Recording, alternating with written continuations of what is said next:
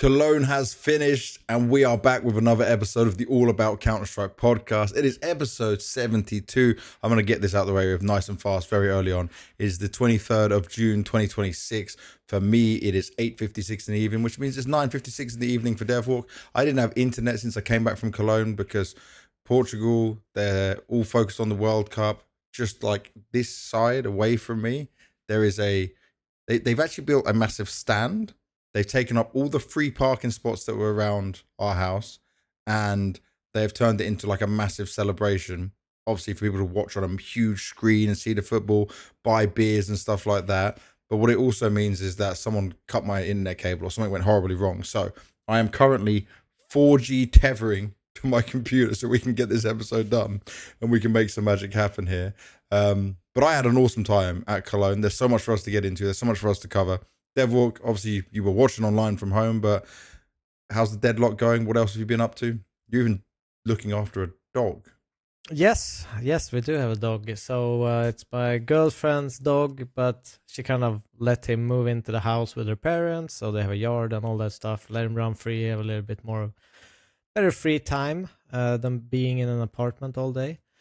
Yeah. So they're on a trip, so we're taking care of the dog. So every morning I wake up much earlier than I normally do to go walk the dog, do all that kind of stuff, because obviously Rebecca works as normal and she works from like 4 till 3.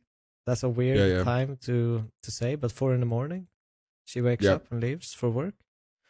And that's a crazy time. So yeah, I'm playing around with the dog, throwing some balls out on the fields. Half asleep, you're like this. Well, I do force myself a coffee and then I go straight out because I just want to get it done with. So I get my time to sit down, chill, all that kind of stuff. So it's better to just get it over with. But dude, this is so funny.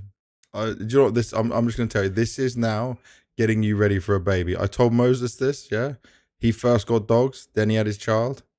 I then also first had, I didn't have a dog before Harvey, but before Leo came along, we had a dog, then you get a child. This is just the way it goes.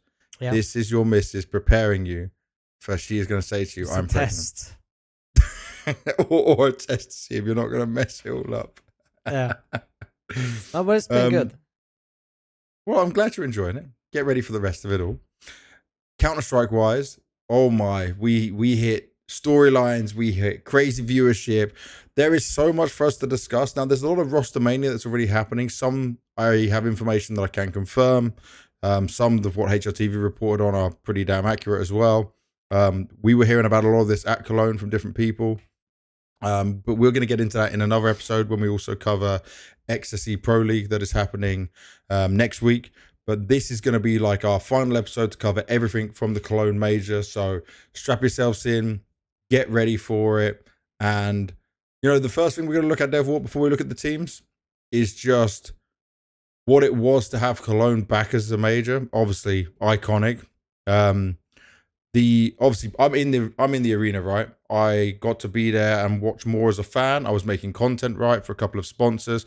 But I was there as a fan, I had a great spot. I was mainly with the Argentinian streamers, Forgy and his panas, which is like his crew of people.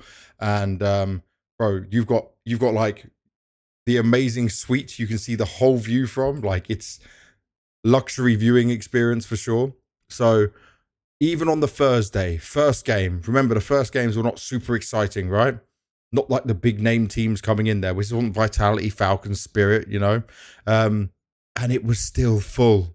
Like, I was every time, even when it's Cologne, even when it's some of the biggest events, it's normally not full, but everyone was there. Like, I just knew it was going to be a crazy good vibe. And I don't know, for other people who were there who paid for their tickets, I'm sure you had a great time. A lot of people I spoke to said it as well, but this just took Cologne to like a new level. Because obviously it's 4 days as well and people are taking that time off. I met people, by the way, who traveled from Australia, from Canada, from America, from China. Some, obviously, they're studying. They told me they were studying in Europe. So one of the guys I met was also from Hong Kong, and he showed me a photo of where he saw me last time from Hong Kong, and I'm like, oh, okay, that's actually crazy. You traveled all this way. So obviously this happens a lot of majors, but it still surprises me, Yeah, because it's not cheap. Like the it's flights not are cheap. not cheap. The hotels are not cheap when you're looking at Cologne anyway. Yeah. But there And is a people were booked out. It huge. was crazy. I mean, the amount of people that you kind of like frequently see at events that make this their kind of vacation trip for the year. Yeah. It's kind of unbelievable for Counter-Strike because I think we all kind of started off thinking, okay, we'll get some, esports enjoyers from the local area kind of join in, and then it's grown Definitely. more and more into people actually planning for these trips in adult life, and it's awesome to see. Looking at that, by the way, I just paused for a moment because I said about that stadium thing they've made in the middle of the parking lot, like just by our house where normally all the cars park. Yeah. I can hear it even over you talking. I can hear whoever is shouting now on a microphone at 9:00 at night for whatever this thing is that they're doing and celebrating the World Cup. Obviously, they did win today as well, so congratulations to Portugal. Wasn't a hard game. The England game is just starting now as well, so hopefully we're going to beat Ghana. Fingers crossed. We did start off strong.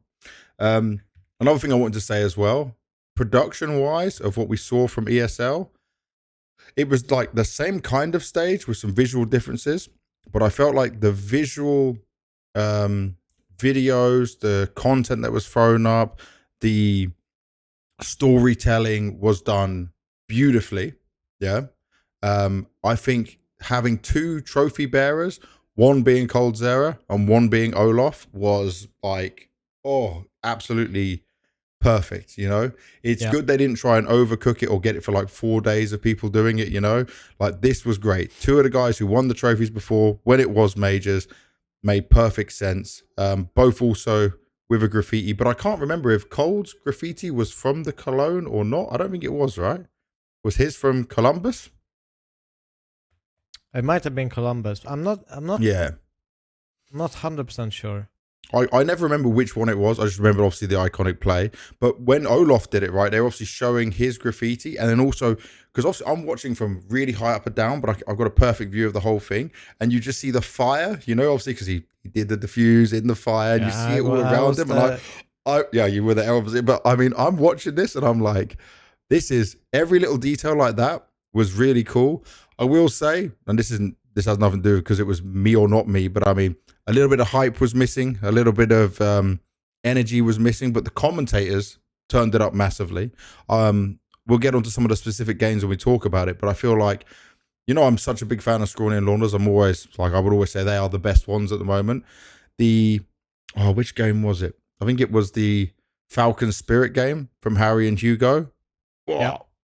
My God, it was absolutely like some of the best commentary I'd heard in so long. All that energy, everything they gave to it.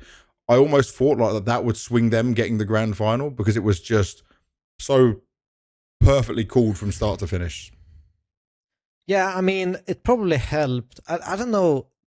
It probably helped the atmosphere in the arena and for all the viewers that we had such banger games from, the G2 Spirit game, Falcons Fatality to kind of hype things up. And I think there was a pretty good hype around Aurora as well, making it through. I'm not sure how it was through the arena, but from the imagery, it definitely looked like, people were hyped about that. How Turkish flags were everywhere in Germany. Yeah. How was it from your side on that part? I felt like the energy the whole weekend was so good. I'll tell you this, right? I have no problem saying this. Yeah. When I saw the opening day intro on the Thursday, right, and I'm watching it, and I saw OJ go out there and he's doing his first like initial beat, the same stuff he usually does.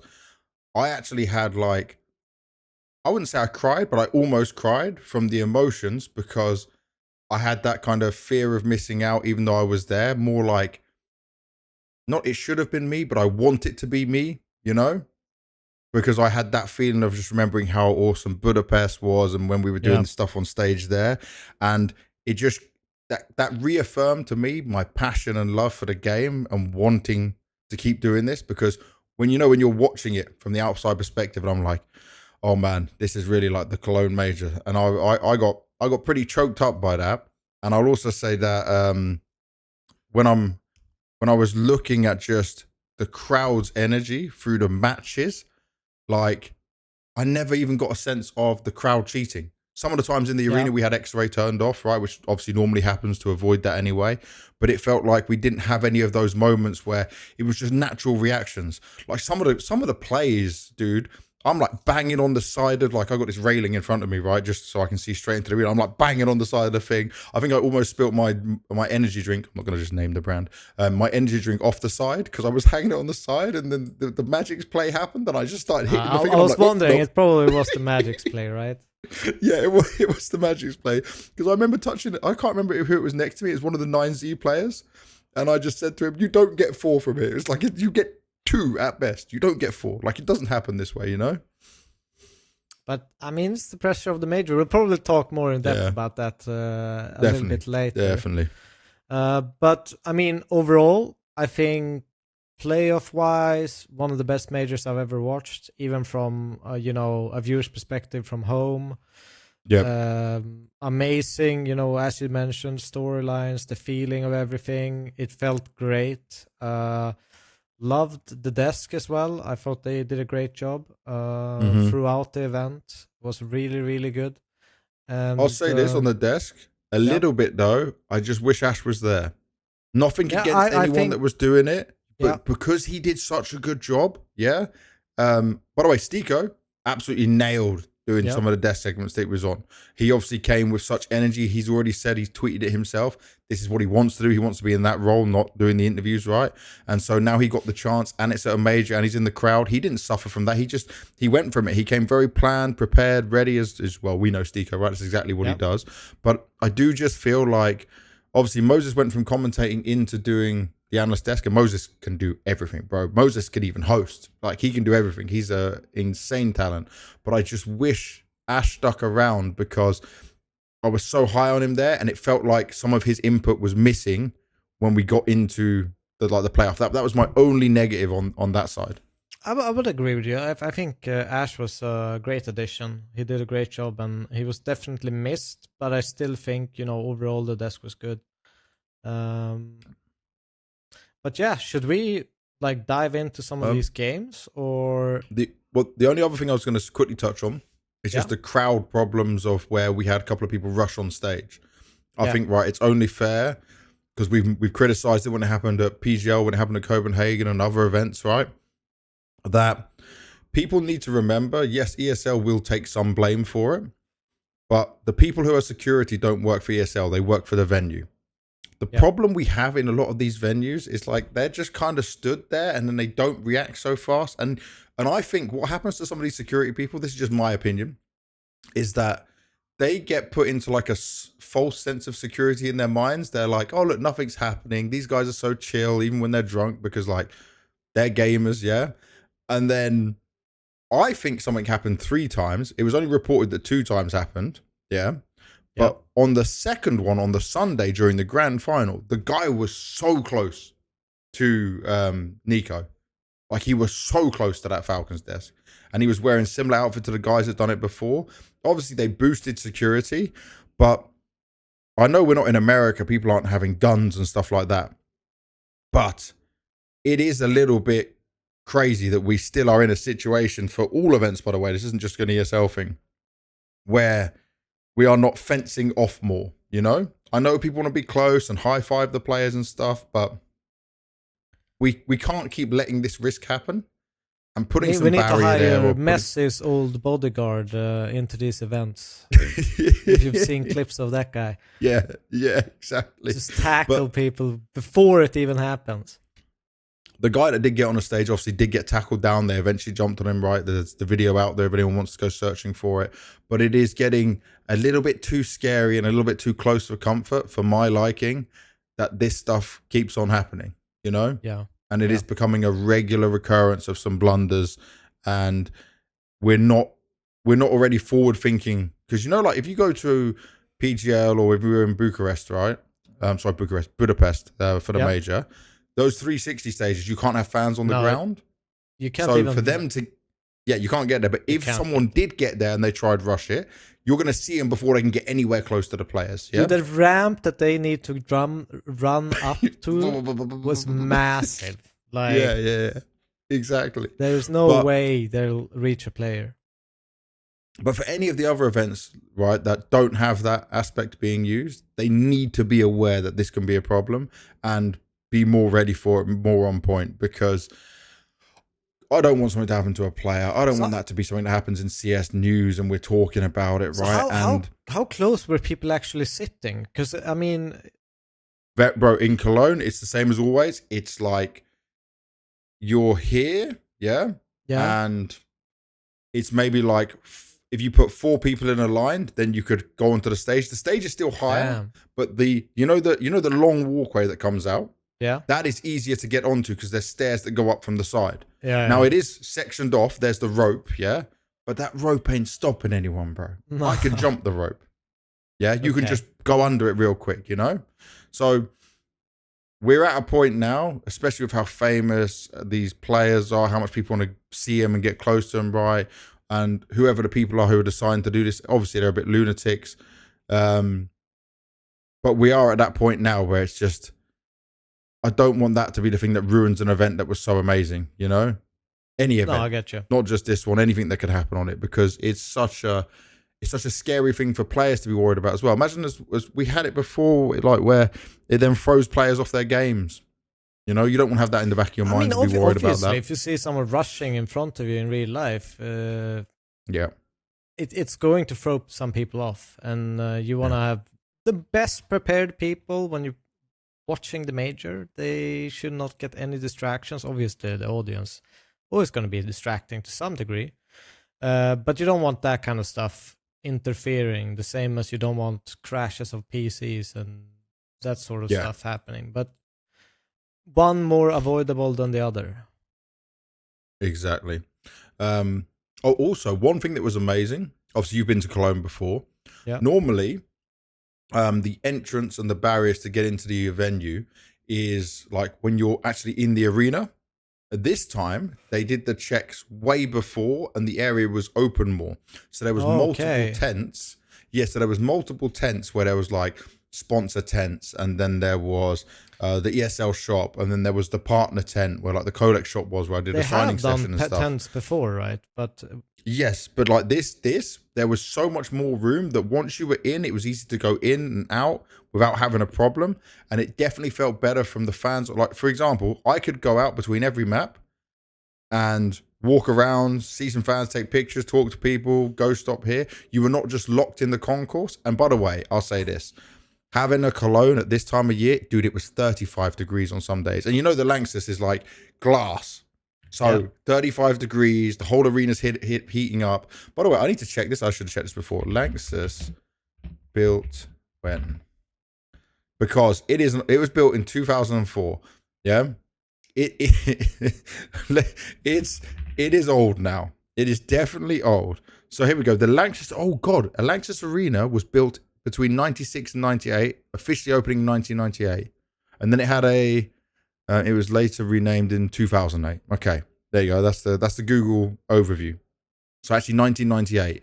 You can tell that because the aircon don't do much. Once you've got all those bodies in there and it was so hot outside, there was no saving us. So if you compared it to what we had in Budapest, which was like, super modern and nice, I'll say this is the only thing that's going to stop the Lanxess ever being used. Is like, we can't have Colognes at this time. Normally Cologne would be later, right? After the player Sweaty gamers don't need to be more sweaty. Yeah, bro. This was unbearable. On the first day, I changed my t-shirt 3 times. 3 times I had different t-shirts on. It was because I'm outside filming and then going back in, doing some other stuff, watching the game, sitting. It was unbearable heat. So shout out to everyone that's managed to survive that. Your viewing area, which was like high. Yep. Okay. Heat's rising, bro. Heat's rising. So it was but maybe it's thing. Like betterly equipped with the AC around there or something like that. No. I don't know. Non-existent. Non-existent. Okay. You had to go outside every time. Yeah, but obviously that's nothing to do with ESL side. That's just the arena being old. Yeah. And you could really feel it from all sides. Everyone was saying this, man. The amount of people that come to take a picture, and I was like, I'm so sorry, I am very sweaty. And they're like, so am I. I was reminding a lot of people to drink water, not just beer as well. Because you have to remember, the premium seat holders, they have unlimited drinks, unlimited beer. So like, imagine you paid a lot for the tickets. A lot of people were complaining about ticket prices. Obviously, I know it's a major, but it's way higher than what we've seen in the past. What was the prices? One guy was telling me it was like a 800 or 900 euros for a premium. Ooh. Yeah.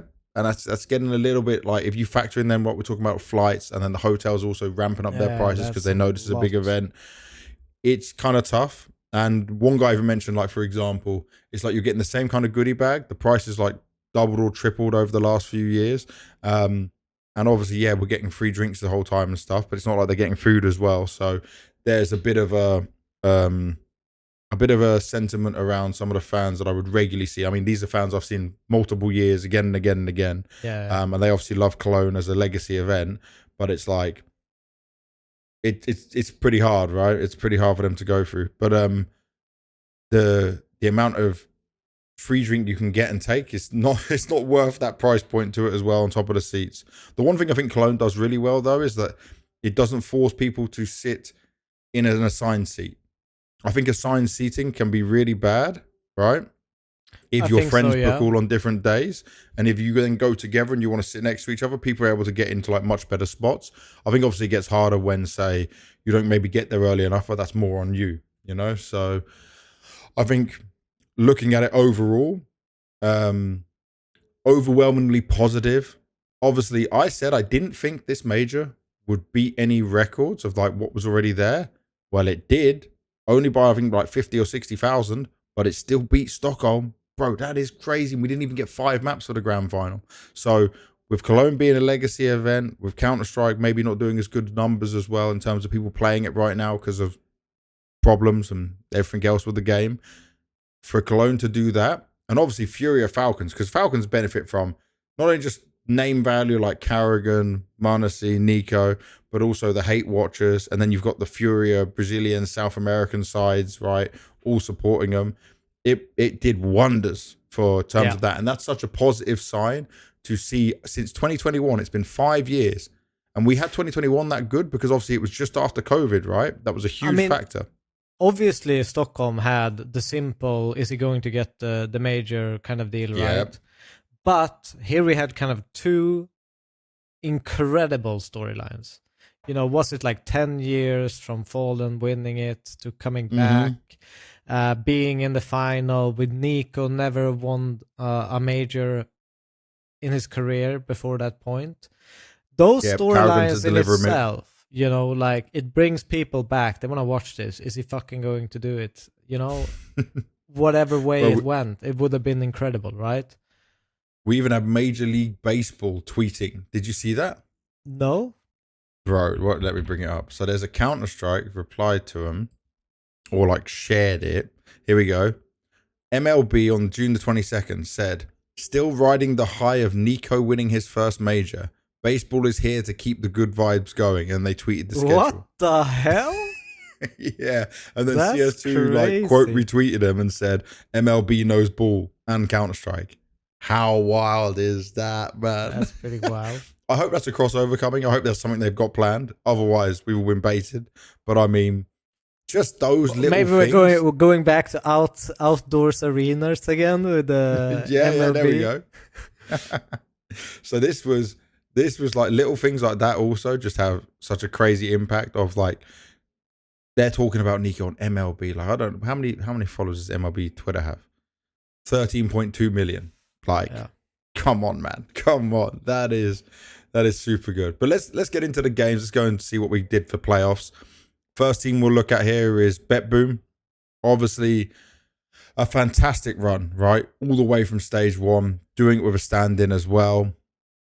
This for BetBoom and Aurora was looking at like the best draw possible, because BetBoom, nothing to lose at this stage, right? Boomich back on a major playoff stage, but Aurora with a point to prove, need to keep this going where it's not just heavily relying on Zontares.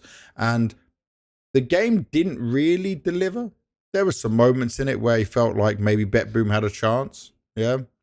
But I would say it just looked like Aurora had a lot of control. Everyone was playing really well. The only one who had, like, I guess you could say, a slower game was Soulfly, but just because I was personally watching him as, like, he played so well. He'd been looking like he's so back right. Let's see what he does on the stage. But this wasn't even a game where I could say, oh, Aurora are getting past their stage fright, you know, because it's not against like a opposition that should be a problem for them. I think that's the way I framed it in my mind. I think we framed it correctly when we analyzed this game beforehand and said it was basically who is going to shit the bed most. And today it was, or that day, it was BetBoom, right?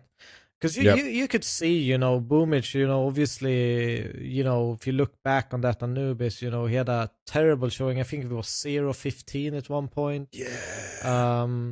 And wasn't pretty. You could see it. They weren't as sharp. And I mean, what took BetBoom to this, playoff in the first place was sharp shooting. You had Boomich, ending it. What was it, a 2-2 game with a 187 rating or something like that, to bring them to this point. So it's like a lot of it kind of got toned down. They looked nervous. They looked edgy. Nothing they did worked, and they couldn't really figure out their nerves.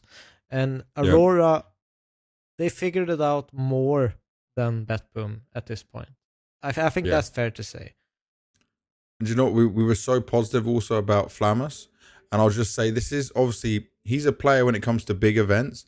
He's had only 3 in his whole career, 2 on BetBoom, 2 this year, and 1 with Virtus Pro, going like big event playoffs.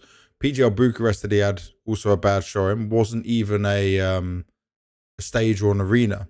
So in playoffs, he has not performed up to scratch, and he definitely had the same problems again, So I will say right now, it's something he needs to overcome. I'm not going to say like that's 100% the reason why they failed, but I mean, they all had a bit of a downswing in performance and a few more struggles in it. And I thought they might actually, considering like the whole team overall, they're not out of experience, but it's just a major hit's different and it's a lot to go through. And when you start like letting the individuals of Aurora open up to you and not able to shut them down and challenge them head on very early on, then that becomes a problem. And I mean, on the other side, Vicadia does seem to be, getting better and better in this Aurora comparatively to when we first saw him. He's kind of had gradual growth throughout and looks to be the next superstar from Turkey. I mean, I think he's growing into that role, and I think that's great to see. I also think it's great to have Aurora in a semifinal. Well, we'll come on to that in a bit, right? We're still talking BetBoom for now. True. You're jumping ahead. Yeah. You're going out of our from the bottom to the top. Moving our way through. But in this game, essentially, it was fun to see them winning. Anyways. Yeah, for BetBoom though, I think like let's look at their VRS right now. 10th in the world, tons of invites for next season. Tell you this, right? Do they keep Flamus now? I think so. I hope so. I mean, if I'm going to compare Flamus to Siren, like Dillades had some good moments. I'm say considering he was out for a lot of the games in the past, right? Wasn't able to travel. I think like you just either remove Siren or Dillades and you keep Flamus and you make it work. I really think that's really positive. The bad thing, I guess, is so let's say you don't keep them and you don't, you continue with your old lineup and that's a gamble, right? You know what you can do with this and you can probably improve it and do it better over time as you get used to each other and develop all of that. Whilst if you go back, because they qualified with this major with stand-ins. Yeah. So for me, it just makes no sense for them to revert back to the old, which, you know, they trialed for a long time and never really got the ground running or Yeah. hit the ground running, so to speak. I just see it being a massive risk to take the biggest achievement that you've ever done with this team and kind of dissect different parts out of it just to keep your original lineup. That doesn't make sense to me. I Yeah. think for them, they kind of have to take this. You know what they did, the how big this actually was. It's going from, you know, is BetBoom even going to qualify to the major to being ranked 10th in the world? They can swing You with see. this. It's a Yeah. Keep going on it. huge growth and it's a huge achievement. And the way they did it, they played good teams, they battled good teams, they made, you know, they made a mark on this major, and I think they just have to keep going. Yep. I would like to see it as well. And I think their name is BetBoom, right? So with that company behind you, you can buy Flamus out of his OG, right? That's not a problem. Surely not. Or is he still on Virtus Pro? Yeah, he's okay. He was loaned by Virtus Pro. So he was even on loan for a little bit to OG. I just remember him being on OG. So yeah, just let him go. Let him have his time. Boomich can do some work with him. I want to see that team continue. Next was 9Z. Now I was definitely blindsided in terms of blind confidence, like I always do on some teams. I really believe that 9Z were going to make a run of it. They were competitive against Furia. They were competitive, yes. Yeah. And then it just comes down to some of the experience again, you know. When they won that first map and the scoreline that was there, I actually thought, okay, they're kind of cooking. I don't care that it was their map pick. I was just thinking, you know. I was also sat with the Argentinians, right? I'm in their booth. And even they were saying, like, this is still going to be such a hard game. But I thought, with it being like more of a domestic matchup, there would be a chance. I just felt like once it got to Overpass, it doesn't matter that 90 can play Overpass, right? We've seen him play against good teams many times. It wasn't one where I felt like they would beat Furia. I'm just thinking to how good Yuri and Quesarado can be on Overpass, just in general, right? Yeah. And it needed to happen on Mirage for them. I feel like they actually handled the stage pretty well, considering to what we saw in Astana. You lost to Magic last time, you know? Taking a map here, enjoying this whole moment, knowing that, like, you've hit a big goal for yourselves. Like, my expectations were higher, but if we're looking at realistic, analytical thoughts on 9Z, most people would have predicted Furia to win, and rightly so. Yeah, that would be the sane pick in there. But I feel like this is a team right now that's just going to be grinding, going to be pushing forward. Where did they move up to? I think they're like 8th in the world. 12, according to this. Wait, maybe Oh, it it's says 12. updated. Yeah, it says 12. You It might is be 12. right. 12, yep, 12 overall. Okay. I'm just checking on 12. the, like... 12 is damn good. I'm scrolling down to the VRS ranking based on the event of Cologne. Because there you see the points. For example, 9C plus 35 points from this stage, I presume. From 3 in playoffs or just playoffs? 3 in playoffs. Okay. Yeah, that's pretty solid. I think they jumped up quite massively from stage 2 as well. I mean, I can check real quick. This major run is crazy for them. 251 points. Were they even stage 3? So they peaked to 8, by the way. They peaked to 8 during the major, and they're already back down to 12. So I was right. On the 15th of June, they were 15th. Then they went to 8th on the 22nd, and now they're already 12 here. In this obviously, massive buff for them and their season. Hope to see them at plenty of more events, because I think we need a kind of diversity in Counter-Strike, and I love when this happens, right? You know, it doesn't matter if it's the Mongols, 9C, whoever it is that comes in, like BetBoom now, and shakes up the pro scene a little bit. New faces, new kind of ways to play Counter-Strike. You know, Paravision was a great example when they kind of burst into the scene last year.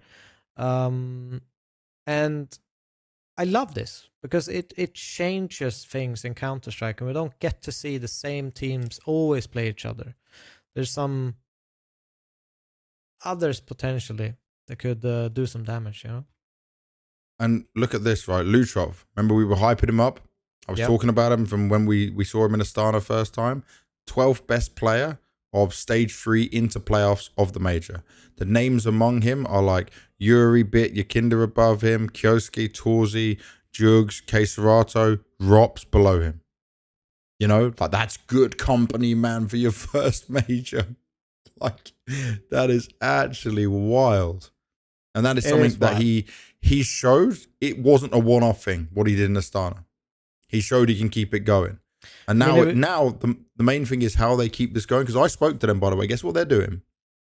They left the major on Monday. So they stayed the whole time. They were on the Argentinian stream. They were watching the games from the arena. And then Monday they flew back home to Argentina. Max has a child and a wife, right? So he's spending time with them. And they are going to China for XSC Pro League in a few days. Oh, wow. So that grind don't stop. And they got to be like the massive favorites for that whole event. I mean, definitely up there. Definitely. But we'll cover that in another episode. So after 9Z, the next to fall after them was G2. And G2, it's got to be this crushing. One hurts. Bro, because the thing is, they could have had this 2-0. You know, 100%. Even if they gave us this amazing G2 mirage played afterwards. better Counter-Strike than Spirit did, and that's just a fact. That is a fact. They played better. The only thing that bailed them out was the fact, you know, that you have a donk going absolutely bonkers. You know, but bro, he was getting killed over and over again by Heavy God. I can't remember if it was Overpass or Dust 2, but like I just kept seeing the kill feed. Heavy God kills Donk. Heavy God kills Donk. You know, and it was only till Mirage when Heavy God slowed down a little bit that those cracks started to show. But I mean, up until that point, you're like Anchor, Mr. I can do everything. Heavy God was just so solid. Was so damn good. I mean, there were so many moments that G2 had to end this game. So many moments where they had advantage, where, you know, it just looked like, okay, G2 have this now. They have it. And oh man, the 3 last rounds, the way that this ends is just painful. I mean, obviously a magical moment for all of Counter-Strike to see. But it's, I mean, I was watching this and I was watching it with Michael Lele, and we were talking, you know, on Discord while watching it, and we both just fucking screamed so much when this happened, because you can see, you know, in some sense what G2 are doing is it's not like it's terrible, but it's not terrible. The idea is not terrible to go and trade all 4, right? Yeah. But it's such a, you can see how stressed they are to go into that situation. Mm-hmm. And I mean, if just the last, you know, the last 2 guys just hesitate a little bit, wait for the spray, so he has to kind of change position and get into movement again, because he's not just staying there with like 5 bullets after, because he's just holding and praying, right? Yeah, he's just all down. Move into his crosshair and the bullets, and you can feel the stress when you see G2's players move into that kitchen. Like, he's here, and everyone wants to come chime in and help, and it just goes so badly. Thing is, they had the right idea, right? Low HP guy goes first. Yeah? Yeah. And then all magixx did was do great spray control, hold mouse 1. And like you said, if there was just a little bit of waiting or something for it to happen, then it could have gone a completely different scenario. But it's that in the moment, quick second thinking, like, and obviously it's a crushing mental moment for them as well, you know? Yes. Where you're losing a 1v4 to him like that. And it's magixx. Nothing against magixx, but it's like 1v4 against magixx. It's not like it was Donk. It's not Shiro or someone like that, you know, where you can say, okay, it's like, this is one you basically should have. But just could have been a completely different outcome. after the first guy, they did the right thing. Jumps, he has to Yep. kill him. Imagine just putting a 1v3, you know exactly where the last opponent is. Just saying that out loud almost makes it seem impossible. Yeah. Yeah. But looking at this, right? So for G2, who had not made major playoffs for the last couple of majors, it was always going out in 9th to 11th. Yeah. Yeah. This is a positive showing, but do we hold it against them a little bit? That like even with Saw being able to chime in, Spirit not having a coach, that you couldn't get it over in these closer games. That we have criticized G2 to losing these close games versus Vitality before, you know? Is it Yeah. still they need a little bit more time, or do we be a bit harsher on them because this is a similar problem? I get your point, and I think the one thing you can criticize G2 for is closing out the series, being in these Yeah. advantageous positions and not finding the right answer when you have so many tries and so many attempts. I think that you can be critical of. But at the same time, you know, I think they are playing teams that are just a little bit above their league. I think this still shows that G2 has progressed. I think it still shows that they are more ready to tackle, you know, some of the best in the world. I think we saw that in both, you know, the Falcons game. Because, you know, remember, they pushed Falcons, the winners of the major, to overtime on Ancient and couldn't close that one out. In a match, I also think they probably played better CS overall. But this game again, it's the individuals on the other team that overpowers G2 to some extent. At some point, they get overpowered by the other team just having better players. Because I don't think there's a case to be made to, you know, say, okay, G2, you play shit CS. This doesn't work. I don't think that's a case you can make because they play great CS. I think they're doing really good with the pieces they have. Great to see also Mattis having, you know, a great showing on stage. 119 rating for a best of 3 against Spirits, probably more of a best of 5 if you look at the rounds. But I think that's a great sign because Heavy God doesn't maybe always need to be the guy. Exactly. And can't always be the guy. So, you know, I still think somehow they lack a little bit of firepower. I don't know how you would upgrade it, but I think Saw's smart enough to think that they would give this another season and then look to adjust after that. 100%. I don't think you make anything look like crazy change now because it is starting to look more positive. But I'm just looking down matches. 2 overtimes against Spirit, 1 overtime against Na'Vi, overtime against Falcons. You know, they play a lot of overtime games. Overtime against Mongols, and they lost that one as well. It's like, it's a regularly occurring theme, but it shows that they can go deep and play like this, you know, and they can have these chances with it. So I think top 8 is great. It hurts because of the way they lost as a competitor and what they had to go through. But this is at least showing that G2 is on the right track. It's just they're going at their pace for it, I think.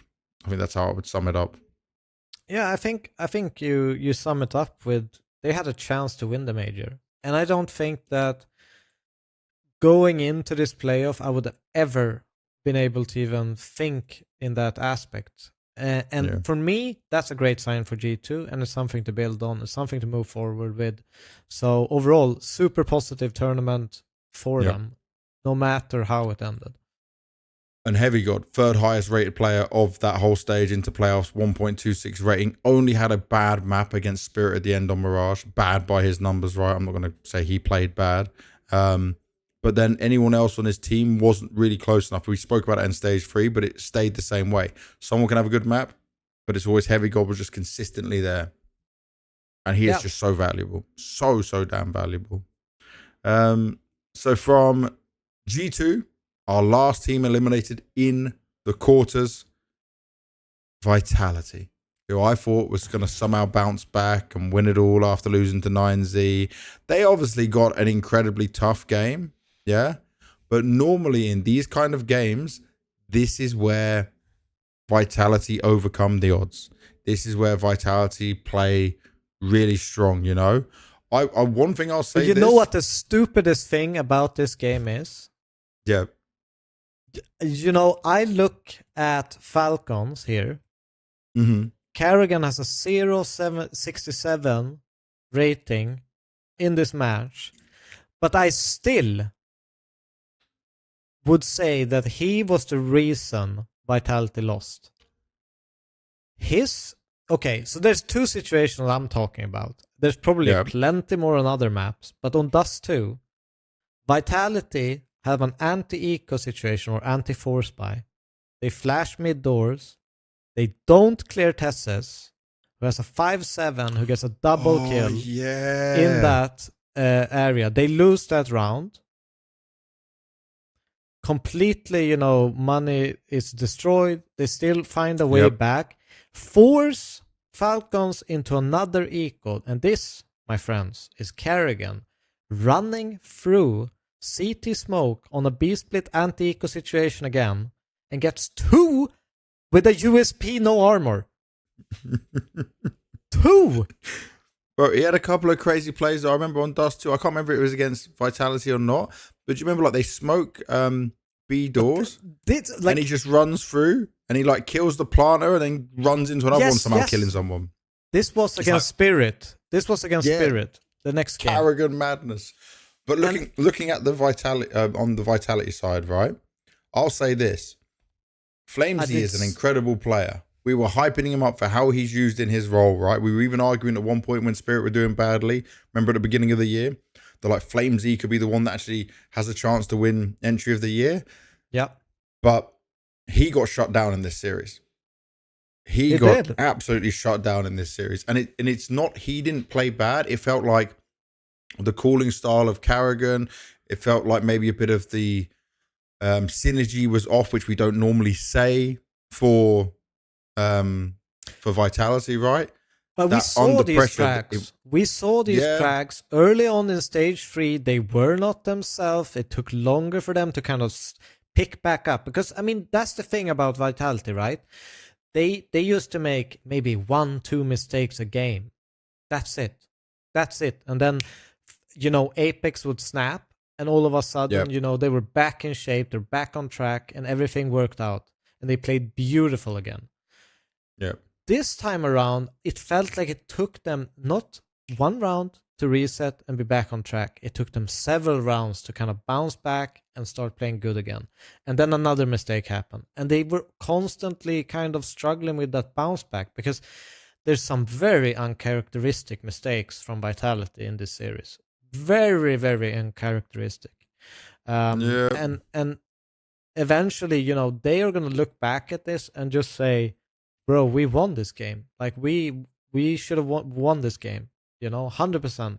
And they'll be massively disappointed because there is nothing more that hurts you, like, as a CS competitor than losing anti-ecos. It does not matter who you're up against. You have everything in your arsenal and you still lose it because of like this much of a not clear, you know, this much. Yeah. But I still think Karrigan is the MVP for this match, even though he had the 0.67 rating. Bro, I don't give a damn about his ratings. I don't give a damn about his ratings at all. Also, looking at this, right, I saw Dan afterwards, Apex, and you could see he was lost by this because people could look at it and say, oh, they had this era, they're winning. And by the way, still, just them losing this major doesn't change anything. You know, they can just bounce back if they do, you know, and come into it. That's a whole different thing. But the way he was hurt by this, the emotions, the feeling, how he was crushed. Yeah. I got his tweet here. He says, still feel empty. Even if we won so much together, I want to win so much more. That is a competitor through and through. Yeah. He also thanked like the Golden Hornets as well. I'll say this, by the way, Golden Hornets, you guys might be the luckiest fans in the world because your team lost in that quarterfinal game. The next day, they were in the Vitality and Skin Club V Hub, yeah, which is like an area I was doing the podcast in from the evening, like a little, I'll say, not our podcast, but like a little mini podcast, right? And all players came. All players were there the next day to meet fans, to spend time with them, you know? And he even made another post to say, like, thank you to them and how amazing they are as a cheering squad. Like, respect to the players for going to go do that when you probably feel like utter shit. Yeah. But they are an incredible support group. Definitely. No matter what the team's going through. And obviously, Apex, he's been here with us, right? He said it. They get some hate. They get some shouting at them and people saying, but like, no one can forget what this team has done. And this major doesn't define it, but it does show that they're not, like you said before, right? When they lost to Atlanta, they showed that they can bleed. Yes, and this is a problem because, I mean, they've built up, you know, such a long time. Because, I mean, there's one thing of people saying, you know, oh, Vitality is dominant and it gets into your head. But they've showcased it against the best teams in the world, making all the changes they want to make to compete with them, and they still can't compete with them. And now, you know, I think, you know, this showcases for a lot of teams. I mean, hell, Aurora finished above Vitality in the major. You know, BetBoom bracket was kind of scuffed. It doesn't matter. At the end, it doesn't matter. It's still something that you can bring to yourself and say, this is facts. This is facts. Yeah. We shouldn't, you know, if I'm Aurora, I shouldn't be scared to play Vitality because, you know what? We finished above them last major. Yeah. It no matter if it's false fucking confidence, it's confidence nonetheless. My trophy's better than theirs, you know. Yeah. They're probably my major trophy in game, that is. Delete it. But I honestly don't think I'm worried about Vitality trying to bounce back. Definitely won't make any. Oh, okay, I can't say 100%, but I'm almost 99% sure they won't make any changes going into the next season, so, right? I'll say this. I'm not worried about them bouncing back, but they're not going to just bounce back and land on a throne again. There's going to be other people definitely, you know, thinking, okay, it's time to go for number one again. Yeah. It's not a number two race anymore. But this is exactly what happened with NIP. Back in the days when they had 8-7-0, someone beat them on LAN and everyone smelled blood. Everyone came for them. And they weren't bad after. Definitely not. But they were never the same. I think that while we can say they won't be the same, we almost saw that and we almost had that same conversation last year and they then went on to win Budapest. You know? Yeah. So they know the system and way to bounce back and that harsh talk, that harsh look at each other. The thing is, I never think that I would say Vitality are tired or, you know, overworked or exhausted because they balance and manage their schedule so well. But maybe this just needs adjusting for them in a different way now going into the rest of 2026 and how we look at it. But yeah, for the people that are like, oh, it's over for Vitality, I need to make changes, like that's not... They made a crucial mistake that they probably never will again. And that's taking a break and playing a tournament without any active practice hours. I think this snowballed into a bad situation for them. And I'm sure they are going to adjust it. And I'm certain they will win trophies going further into the year. That's just like a no-brainer. But will they, from this point onwards, be able to match what they did, you know, the first part of last year? No, I don't think so. And I like what you said there because I don't know, I haven't asked Apex about it. I don't remember seeing any interviews about it, but I will try to find out when we go into events next year. I might just message Dan and see like why did they go into that? I know why they attended Atlanta because, for example, if they didn't win Grand Slam in Rio, they need to have that there, right? We've already covered that. But like, why did they want to just have that chill time rather than, did they think it was that easy and then that kind of punished them for it? I'll try to get the answer. Yeah. Next, we go into our top 4. So semi-finals for all of these teams and where they got into it. So Aurora. It was against BetBoom. We said it was one of the weakest teams possible you could have to go up into quarters, and they won that game against BetBoom. But I did expect so much more when it came to this Furia game. And yeah, because I thought, they're over their stage fright. Let's see them at least put up a fight. Now, I wouldn't have had Aurora beating Furia. I would have had them at least getting a map. The problem is, Furia can play with the map pool and just remove Anubis. And so that instantly holds them back. But there was a chance on Dust 2. You know, the game wasn't so one-sided, at least at the beginning of the CT side starting. But I mean, once it felt like Furia had their teeth into them, it was just no chance. And then Nuke was embarrassing. Nuke was hella embarrassing. And I don't know if it's just because they're gone further than they ever went before and then it all kicked in again. But it looked like 2 different Auroras. Yeah. Once again. I think that's very fair to say. I mean, it is, I think, probably the most boring game out of the entire playoff bracket. Everything. 100%. This was the worst game of playoffs. Yeah. And by the way, I was stupid again.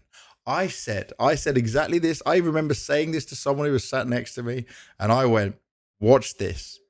This is where Aurora shows us they have got over their fright, and they're going to give us an action-packed game. Win or lose, I did say Furia would win, but I said win or lose, Aurora's going to put up a fight. Beginning of Dust 2, they had me. I was there. And then after that, I went, and then Nuke. Like, the problem with, I'm so mad because the problem with Nuke is like, Aurora can play it, yeah? But Furia were battering them. And once I saw some of the heads go down, there was no smiles on any of the players' faces. I was like, okay, ding, ding, ding, white flag, raise it, go. But I think it's like Aurora become a different team when it seems like they're out of answers. Then they become, I think they revert into becoming more and more easily read. I don't know if it is that individual players... They stop making plays. Yeah, they stop and they become stale and robotic. And I don't know if it's like a calling issue. I don't think so. I just think this is like nerves. You don't want to make a mistake, and that eventually just becomes bad. But Magic keeps saying this, right? He says, like, my players stop playing the way they play. Well, you did it against BetBoom, so ignore who you're playing, the names on the server, yeah? Like, we either need to blame the calling or blame the fact that everyone suddenly just becomes a bot once they're against good teams. Okay, I will mention, a story. Like the first time when I was playing, we went to DreamHack Summer 2013, right? Mm-hmm. We were at the time we were Epsilon back then. Mm-hmm. And we played with a stand-in, a Norwegian guy, and essentially we played with him for like a month or something, maybe. Mm-hmm. And we went on through that tournament playing legendary team after legendary team, and we eventually reached the final. It was such a fever dream in our heads that we are going to play a final at DreamHack that we got overwhelmed by this fact. That once we got to the final, we almost played like we were already satisfied. Now, I fear that Aurora might have experienced something similar with them creating history the day before of being a Turkish lineup that has gone further than any Turkish team has ever been before. Because the best they've done is play quarters. Yeah. The love and hype all thrown at them, that they kind of get overwhelmed by the situation, that they're not in this bubble of competing anymore. It breaks the bubble to some extent of what you've achieved and what you've done. And I fear that this was what happened to Aurora. They were already satisfied with creating history, and I hope that they learn from it. But it was definitely the most boring game in the major. 100%. And you know what? So obviously the rumors are there, right? We're not doing Rostermania now, but this is a rumor that's been spoke about everywhere, is that Ash will come in as the coach. Now, Ash doesn't speak Turkish. He is British. I'm pretty sure he doesn't speak Turkish. He can speak Turkish with an English accent, and then you have a French accent and an English accent. But look at this. If you want to keep your 8th in the world ranking right now, you need to keep 3 of these players. So let me ask you, which 3 do you keep? Because if I'm this team, especially how IGLs are pretty hard to come by, maybe you keep Maja, you keep Wicadia. 100% Maja, Wicadia, and Voxic? you know, I would say Or do you Voxic, keep Soulfly? Yeah? I would say Voxic. Okay. And then, because AWPers are also hard to replace right now. It's crazy to think that of a world without Zontaras, but if it goes international, I can see that happening because of obviously the ups and downs and the emotional. And also, if Ash comes in, he don't give a damn about Zontaras' name for this. He cares about what he's going to get on the server and how people are going to play together and what that mood is like, what that team is looking like together. But okay, so are the rumors that they're going full international, or are they just getting a coach? Don't they have to go international, right? If you bring Ash in, he's a talent scout. There isn't that much talent in Turkey in terms of like the upcoming players, which is why we've had this problem with Aurora going through different players. xFloud, by the sounds of it, is not going to go there anytime soon. Yeah. So surely it is that. By the way, another thing, I can confirm this. I have not heard any rumors of other players being approached by Aurora right now. So as of right now, it could just be them 5 players that already got Ash. I honestly think that it's just going to be these 5 players, and it's going Ash. to and Ash. That's what I honestly believe is going to be. I think they've proven that they've gone this far, right? It's obvious there's a little bit of a wall they need to break through, understand there's something they're missing in either the CS understanding or what's unlocking players or how to help these players continuously make plays even when this happens, right? They've just recently gotten the mental coach. Yep. They haven't worked that much with her, as we spoke with Major about. It's still very new in the process of that. I think it would be careless to now change everything. Like, it would be almost a sense where you're gonna wake up in a year or two and ask yourself what could have been before you've given it a proper try with enough of these like small changes, because it could be a struggle of just Majors overwhelmed with calling in Turkish and Ash can help out with the game plan so much as well. Exactly. Getting them into a different way. I think, right, and be a different, because remember, I think Fabra that's the key, and Maja are so close together. And he spoke about this, right, when we did the interview with him, of their understanding of the game, knowing each other really well. Maybe it might be too similar. Yeah. But maybe this outside perspective from Ash, a very different way, would be something that could have success. And obviously, by the way, Ash is hot property. Ash proved even on the analyst desk that his ball knowledge is crazy. So that's enough about Aurora. We'll continue it on. So next team to lose in the semis, Spirit, and obviously the G2 game we touched on, right? Yeah. And Donk was the second highest rated player of the whole major, 1.34 rating. But this game against Falcons, it looked like it could have been Spirit's, even without them having a coach. Now, there's one thing I want to look at here. This is the one I can't answer for you. Yeah, having Spirit without a coach, does that give them a good enough reason as to how far they could go or not go? Right? It doesn't matter if they lost the eventual winners of the whole tournament and how good Falcons were. Yeah, how much does that impact a team like Spirit? And what they could have been able to cook up and do within these timeouts and what they want to do, because I feel like it's either a really big thing or I'm overestimating the input from a Sophic or Hally. You coach.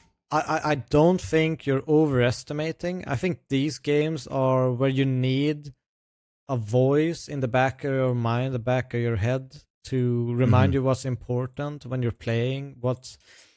Sometimes players can be, when they come up with solutions, it can be a little bit running, let's just execute A, very basic. They don't really think about the move, but like what's actually harming you and getting that explained. Because if you just end up always backing off into running execute after execute after execute, you could kind of like, some players are good at it and other players, you don't get to show the strength of them. Like I think if you look at Tenir, for example, when they were playing default and when he was being enabled on the long lurks on Dust 2 and, having the freedom to take the duels, even on Mirage, going out A and just popping heads whenever he wants to.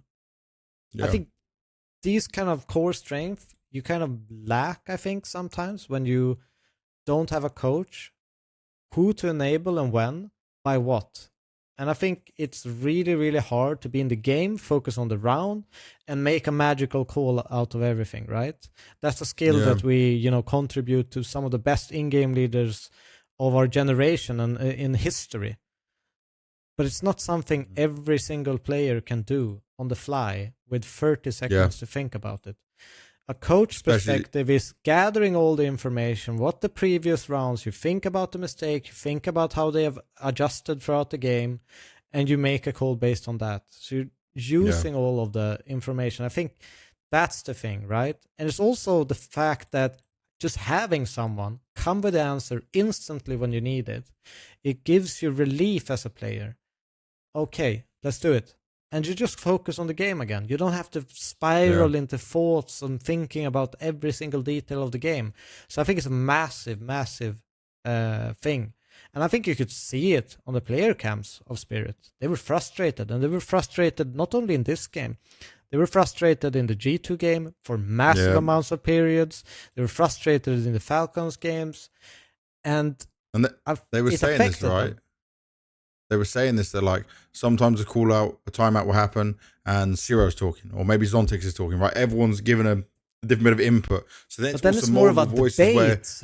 Where you don't have a Hally to say like, guys, boom, this is what I'm seeing, So okay. So it is massive. So then look at this. You beat Falcons 13-8 on Mirage. Obviously, I spoke to Karrigan about this and he was saying it could have been a lot better, but it was this thing on Mirage. But on Anubis and Dust 2, it's both in overtime they lose. The fact they were able to push it that way and fight so much, with all this that we're talking about, I still think this is a really good result for Spirit, considering the very tough situation they had to go through with not having this coach and everything you just said. Yeah, I mean, I predicted Spirit to win the major. That was my prediction. And I think it's a great prediction, even looking at this result, looking at how it all ended. I still think it was a good prediction because, Falcons, they fought their way through chaos and all of it, and this is kind of what Karrigan thrives at.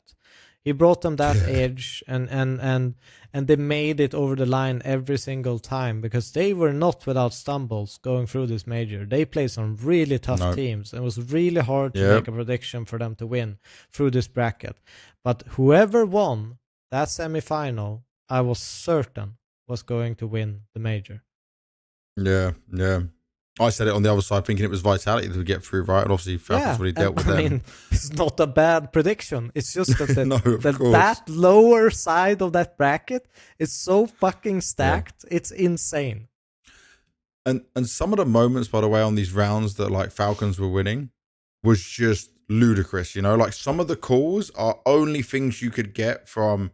Like there was moments where I'm looking at this and I'm thinking, magixx is keeping up with calling against Karrigan. No. Dust 2 So wait. Spirit should have won. Yeah. But before we get on to that, magixx as a rookie IGL going up against Karrigan, one of the greatest IGLs of all time, yeah? And he was going toe to toe with like game plans and trying to stack bomb sites and trying to call off the right things, right? With no coach behind him. So I have huge amount of respect for what magixx was doing, while also 100%. trying to keep the players in the right way, right? And it was only when it was getting into the overtimes and some of these crazy rounds and stupid smoke pushes and things, the things were falling apart. But like, it felt like Donk was not bad playing, but he was being neutralized in some situations. I was watching him lose multiple fights to Karrigan. They did lose that Mirage where he was losing fights to him. Do you remember the 4K that Karrigan got? yeah, but it's and they're all like, what is going on? It's like this, right? You know, I think it was on, you know, Spirit on Mirage, I think, against Falcons. Mm-hmm. I think it was like 8-8 or 9-8 or something like that. And that's when the first time out for Spirit, the whole, you know, whole game was. It's like... Well, they also don't want to give too much to Zonic, right? You're basically giving him an extra timeout each time. Yeah, and that's fair. But you know how, like, it's a lot of perspective they're missing out on by not having a coach. And, you know, considering all of that... There's no overview. And because of that, I mean, I agree with you. magixx did crazy good. And this is also them losing barely, with Donk probably having one of his worst games in playoff in his career. I'm not 100%, but I've seen some Donk numbers, and 0.97 ain't Donk. Nah. It ain't Donk. Exactly. So I'm just saying, you know, they still put up a fight without coach, with Donk missing in this series. Now, missing is maybe harsh because it's more about what Falcons did against him rather than maybe about Donk. But you see that when he plays against the Vitality, and all of a sudden you get a 4K entry and, you know, Donk being Donk. But obviously, very, very close game. I think for me, I mean, it's hard to pick. But I was about to say, you know, the G2 game and the Spirit Falcons games for me, the best games of this major. I'll say but this. The Falcons Vitality ain't bad. Falcons Vitality was good without the overtimes, right? So it lost a bit of that excitement. There was so but it's much still such a extra crazy pressure. good game. Yeah, it is. Yeah. It is a crazy and good then game. And then the G2 Spirit one was just amazing because I thought like we're I think breaking that's some the records best and one. viewership. The numbers were that's going the best crazy. one. But the reason the Falcon Spirit one for me was just a little bit more is because I truly believed that Spirit had Dust 2. You know? Like with the G2 Spirit one, I was like almost expecting they're going to be trading back and forth, you know? So but then like this, I just want to bring up what we talked about before, right? Mm-hmm. It's almost like, you know how everyone's been memeing on Falcons and it's like screenshots and whatever. And this round 20, when Karrigan pushes through that B smoke. Oh, yeah, but how without smart was flash, this? Well, it's both smart and dumb. But it's... No, but you know, he does it because what magixx was flanking long, right? magixx was like, so they're in B, magixx is flanking long. magixx thinks he's going to get a couple of easy kills. Doesn't work out, and Karrigan just goes, well, wait a second, if one guy's here, like, well, look at what I can do. So first of all, you know, they get the entry spirit, right? They go into B, there's 4 in B. You talked about, before this recording, this is the second recording, about magixx kind of flanking long. But you know the smoke, it bounces on the edge of the door and bounces backwards for Spirit during the execute. Normally you wanted to kind of slide on the door and bounce between the doors so you don't give CTs that space. Now it kind of ended up like a retake smoke from CT's perspective, essentially, because of that. Like the normal, they do it, right? And he sees this. It covers you so you go covered from car and stuff. It's not only that. It's the fact that Karrigan does it without flash. Sontex is standing against the wall and he's anti-flash, so he doesn't actually hear it. Now an alarm goes off. This is perfect. Either way, he is completely anti-flash. He gets to kill and obviously they have a setup. They have one car, they have one tunnels, they have one anti-flash, they have one planting. But because of this smoke, the car guy can't react. He can't just start spraying the smoke because you know what? Who has 5 HP and is standing anti-flash next to the door in line with Karrigan is Sontix. If he starts spraying, he's killing Sontix as well. By the way, I'm just watching the clip just to get it exact, right? So m0NESY gets tagged down to 56 HP. Karrigan goes before the flash, and then a flash goes after he's killed Zontix. Like, it's pure chaos. It's even more chaos than I remember. Oh, God. It's what's so amazing about it is we've constantly criticized, these screenshot moments on Reddit, on HLTV of Falcons do it again, lose an unwinnable round. This time it was the reverse. It was Spirit who had the screenshot. It's Spirit who lost the unlosable round. By the way, no one screenshotted it. I didn't see any screenshots on Twitter, but people are just doing it only to Falcons, But I mean, that's just more crazy. The part is because of Karrigan, having the balls to do something that just because he sees this, goes on instinct, finds the gap, and understands that he might have an opportunity here. And there's not a lot of players in the world that can do that on stage. And I think, to some degree, this is what makes Karrigan so great on stage games, because he thrives in chaos. He loves chaos. We've gone into Falcons talk rather than Spirit. And also, you're throwing chaos at a team that can handle chaos at times, but when you don't have a coach and all the things we spoke about, and that's why I don't look badly on this result for Spirit at all. I still see this as a positive. I know that they'll be back next season with a full team and everything they want. Yeah, Hally will be there, or Sopvik will be there, or however it's going to work. And then they'll just continue on riding on through. I think it's a scary prospect that Spirit could have gone through this major without the two coaches they have now. And potentially won the major, right? I think that's a scary prospect, and I think that's why I was so hyped about them, and why I thought also this was a perfect opportunity, which it was for everyone, was because of the cracks we've seen of Vitality. So it's disappointing for Spirit. I'm sure it hurts them that they, rewatched that final and said this could have been us. But I mean, this is what happens on the major stage. This is what happens in playoffs. It is chaos, and whoever tackles it the best is going to win. And this time it was Falcons. So now we move on to our second place and our first beginning part of talking about the grand final, the viewership breaking grand final, making history as the most viewed Counter-Strike event of all time as of today. I cannot wait until we get to the 3 million viewer point. It'll happen soon. I believe so much in this game. But Furia.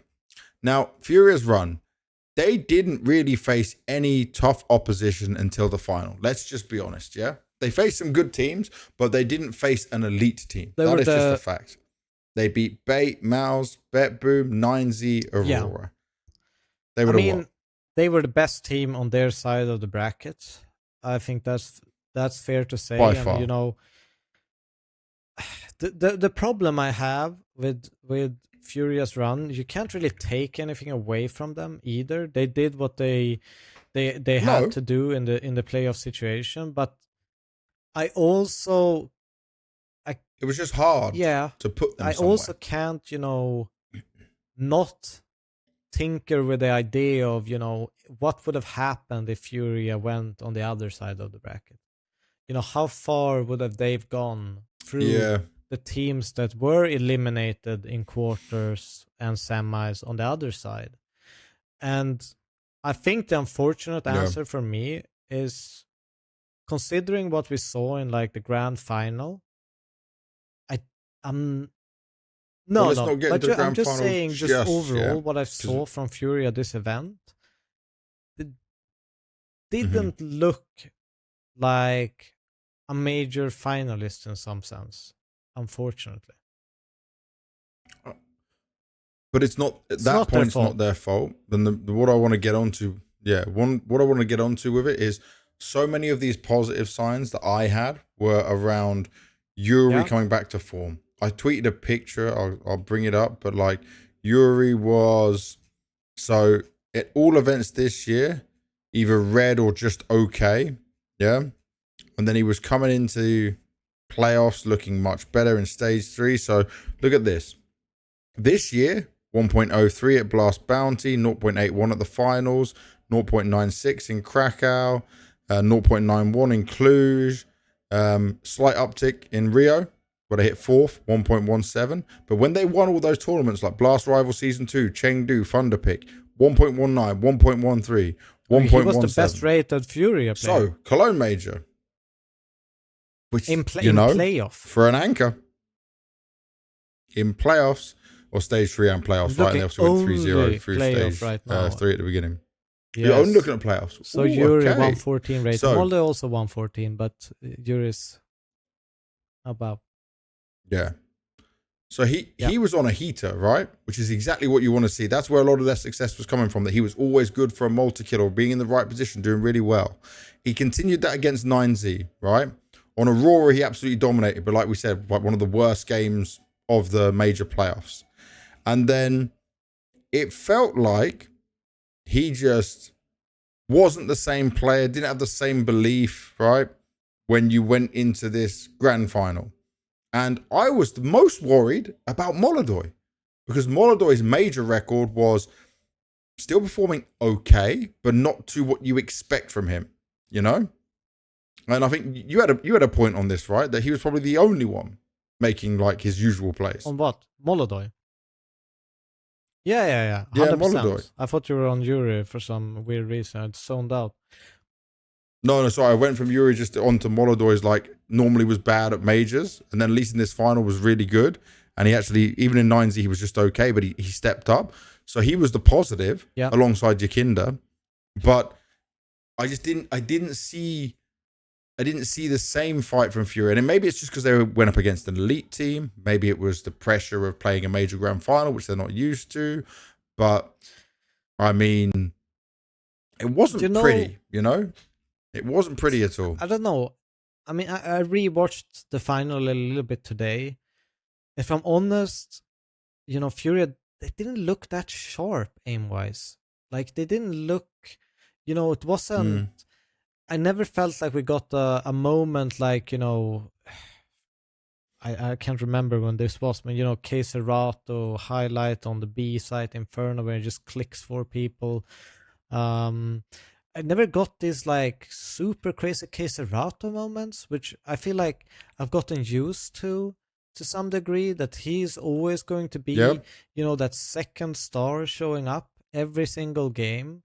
I felt like he was a little bit lackluster this major. Is that fair to say? Comparably, you know, obviously he's set high standards. Yeah, like he's set high standards for it. Like incredibly high standards.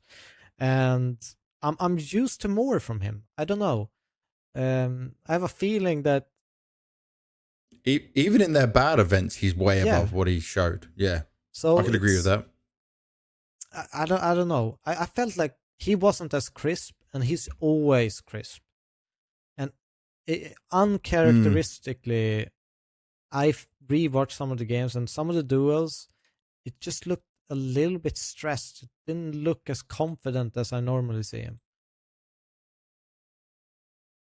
And also I think that when like I don't know what it was, I think it was Anubis, there was just like the pathing and the confidence to go for the same fights. They were making moves as a team.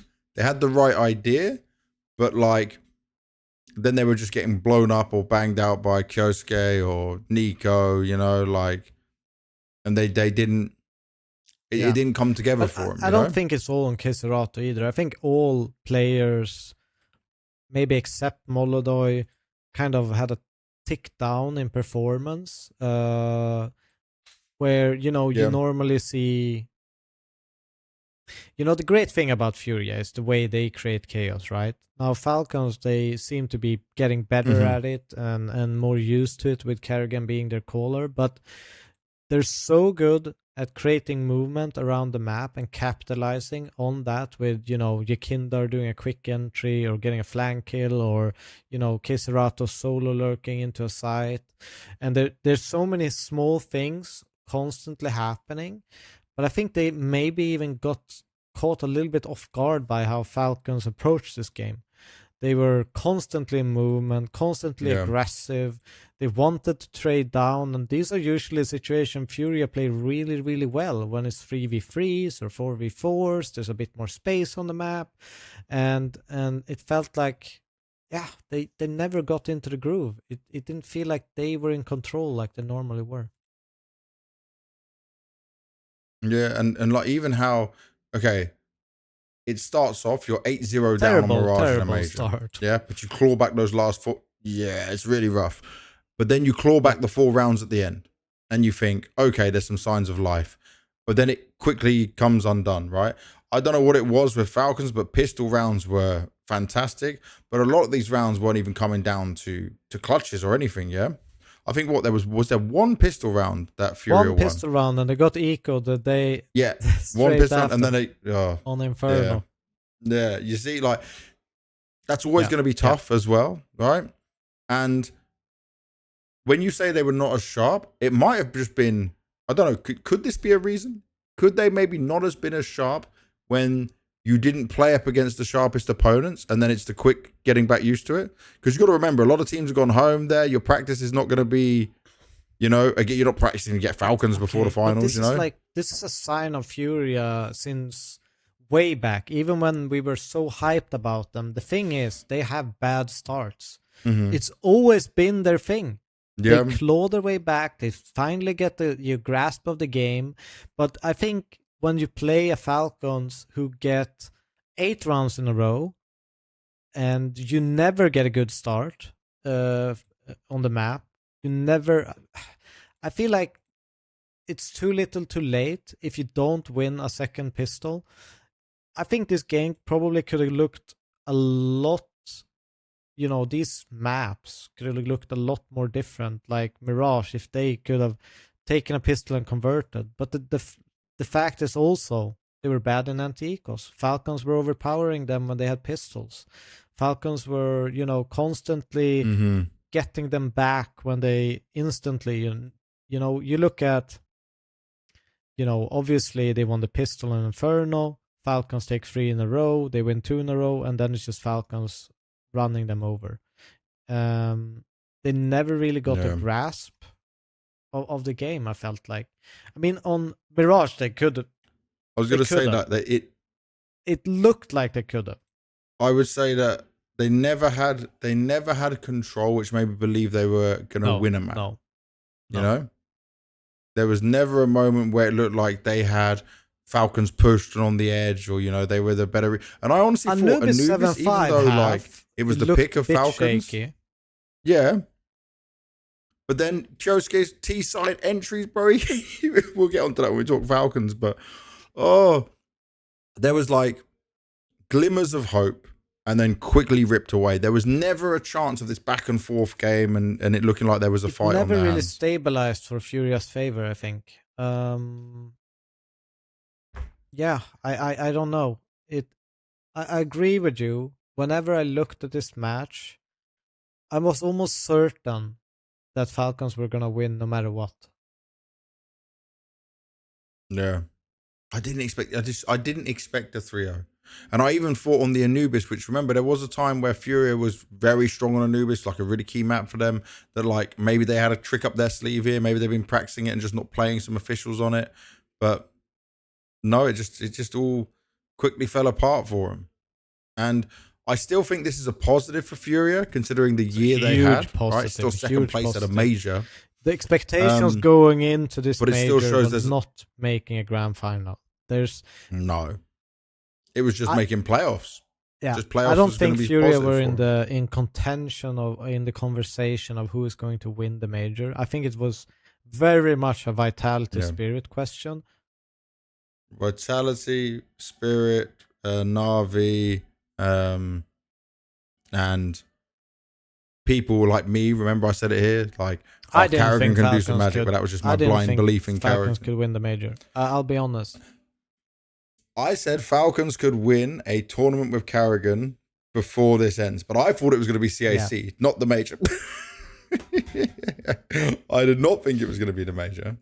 But then let's get into it. Let's get on to Falcons from there, right? I think for Furia, let me just look quickly at their first half of this season.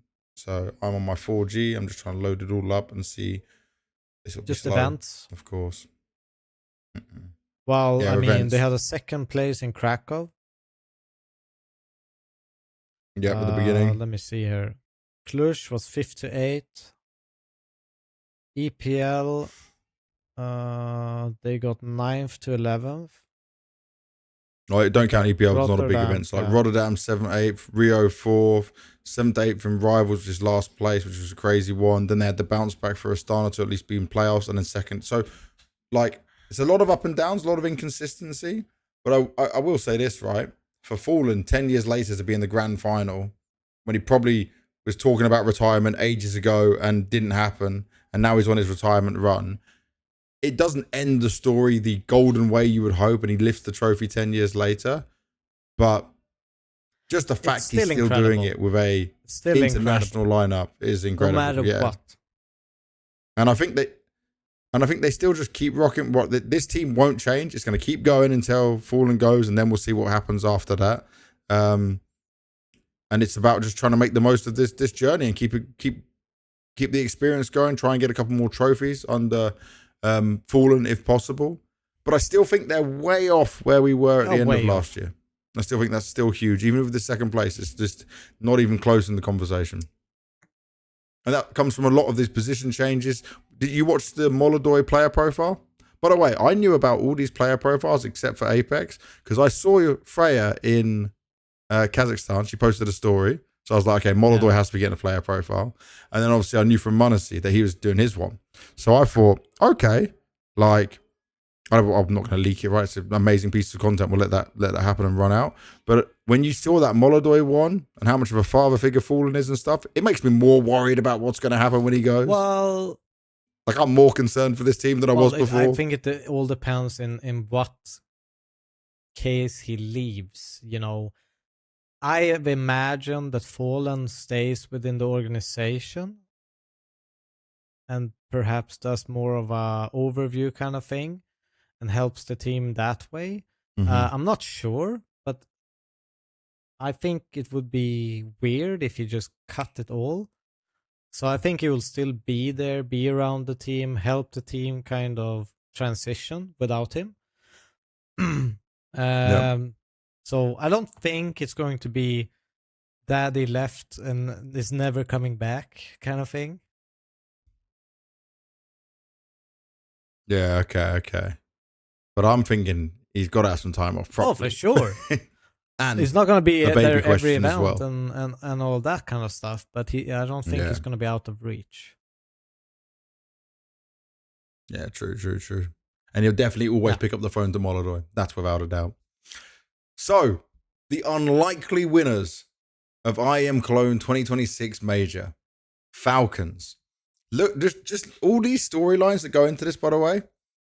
kyousuke, you know, a playoff choker. Nope, that's not even a thing anymore. Karrigan shouldn't even have been at the major. Didn't qualify with FaZe. Yeah. Historically, some of the worst performances possible, but I don't give a damn about that. NiKo, supposedly choking all the time, can't make it work, performing incredibly well across the whole event. Zonic, fraud coach, his team can't lift another trophy. It doesn't matter that he's done 5 times the majors, which no one else has done, by the way. Now he's done it 6 times. You know, he is in a complete league of his own. Even Dupree's not catching him. You know, it's only Apex that can try at this point. And Robs. But this run, I want to touch on it player by player with you. Okay. So group stage, they play G2, BetBoom, Monty, Na'Vi. And kyousuke is not up to standards. He's not playing as good as, you know, what is expected of him. They even lose to BetBoom, you know? Then we get into the playoffs and he's playing like a beast. And do you know what? It's so sad that I'll say this. This is the biggest gripe I have with what I saw for Cologne. And people are just going to go like, oh, it's because you weren't there. It's because you weren't hired. But for a major, when the team wins, every player and the coach needs to be interviewed. Even if they just answer one question, everyone has to be spoken to. Because this is a historic moment of their careers. They might never win a major again. Let them have that enjoyment of the crowd, not just a feeling of winning, but saying something, even if it's just like what Brokey did to me.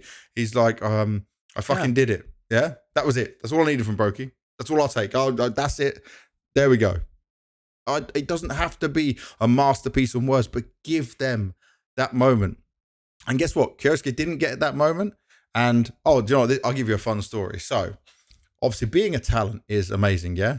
I request the player. I get the player I want pretty much 9 times out of 10. Sometimes they're sick or something happens, you don't get them. So, when I'm working like as just a content creator and I'm on the media side for this Argentinian broadcast, right? I go down and there's just all these press. Bro, it's a sweaty, horrible mess room. Like what I entered into was nothing like I expected. People would stand by. I've seen them, right, when I'm at events, but you stand by the wall, they set up their cameras. At a major, I've worked all the last majors since 2019. So I've not seen how bad, like there is more press than ever before, right? Because it's a major. There's no room. Like you're just all like this, trying to talk and get in to do an interview. And the players walk through, and you have to ask them and they can obviously say no. So kyousuke comes, he doesn't expect to see me there. And I'm like, brother, please, can you chat to me in the Argentinian stream? And he goes, only for you. And I was like, praise the Lord. Because I was like, bro, we stood there for ages, by the way, like 30 minutes. And I'll tell you this, I have so much respect for this press and media people to do this because depending on when you get there and set up, that's the space you get and you just got to work within it. Like I'm bumping shoulders with next man over here that I don't know and some other guy from Hungarian press into Polish TV and the Serbian guys who I do know. How you would be standing there in a sweaty hall. I'm so big as well. I know. Bro, you can see how sweat on my shirt at waiting. I can just imagine how tilted you are in those circumstances. Do you know the last time I had this role? Yeah, when I did this press stuff, 2018 Face It Major.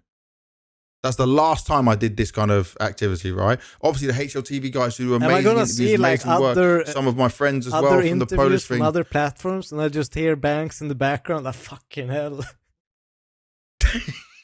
No, bro, I was being so careful. I literally saw Prof. Yeah, I saw Prof from HLTV. He was like over here, and I'm like, I look at him and I go, fuck is this? Like, what the fuck are we doing? And bro, he's like this. He's shaking off his t-shirt. I can see sweat stains. I'm wearing a black t-shirt and I can see sweat through it, And everyone's just hoping to get it. Obviously, I'm super lucky because all the players know me, right?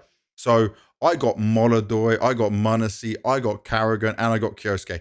No other media, and ESL didn't get it for the stage, got kyousuke. Only me.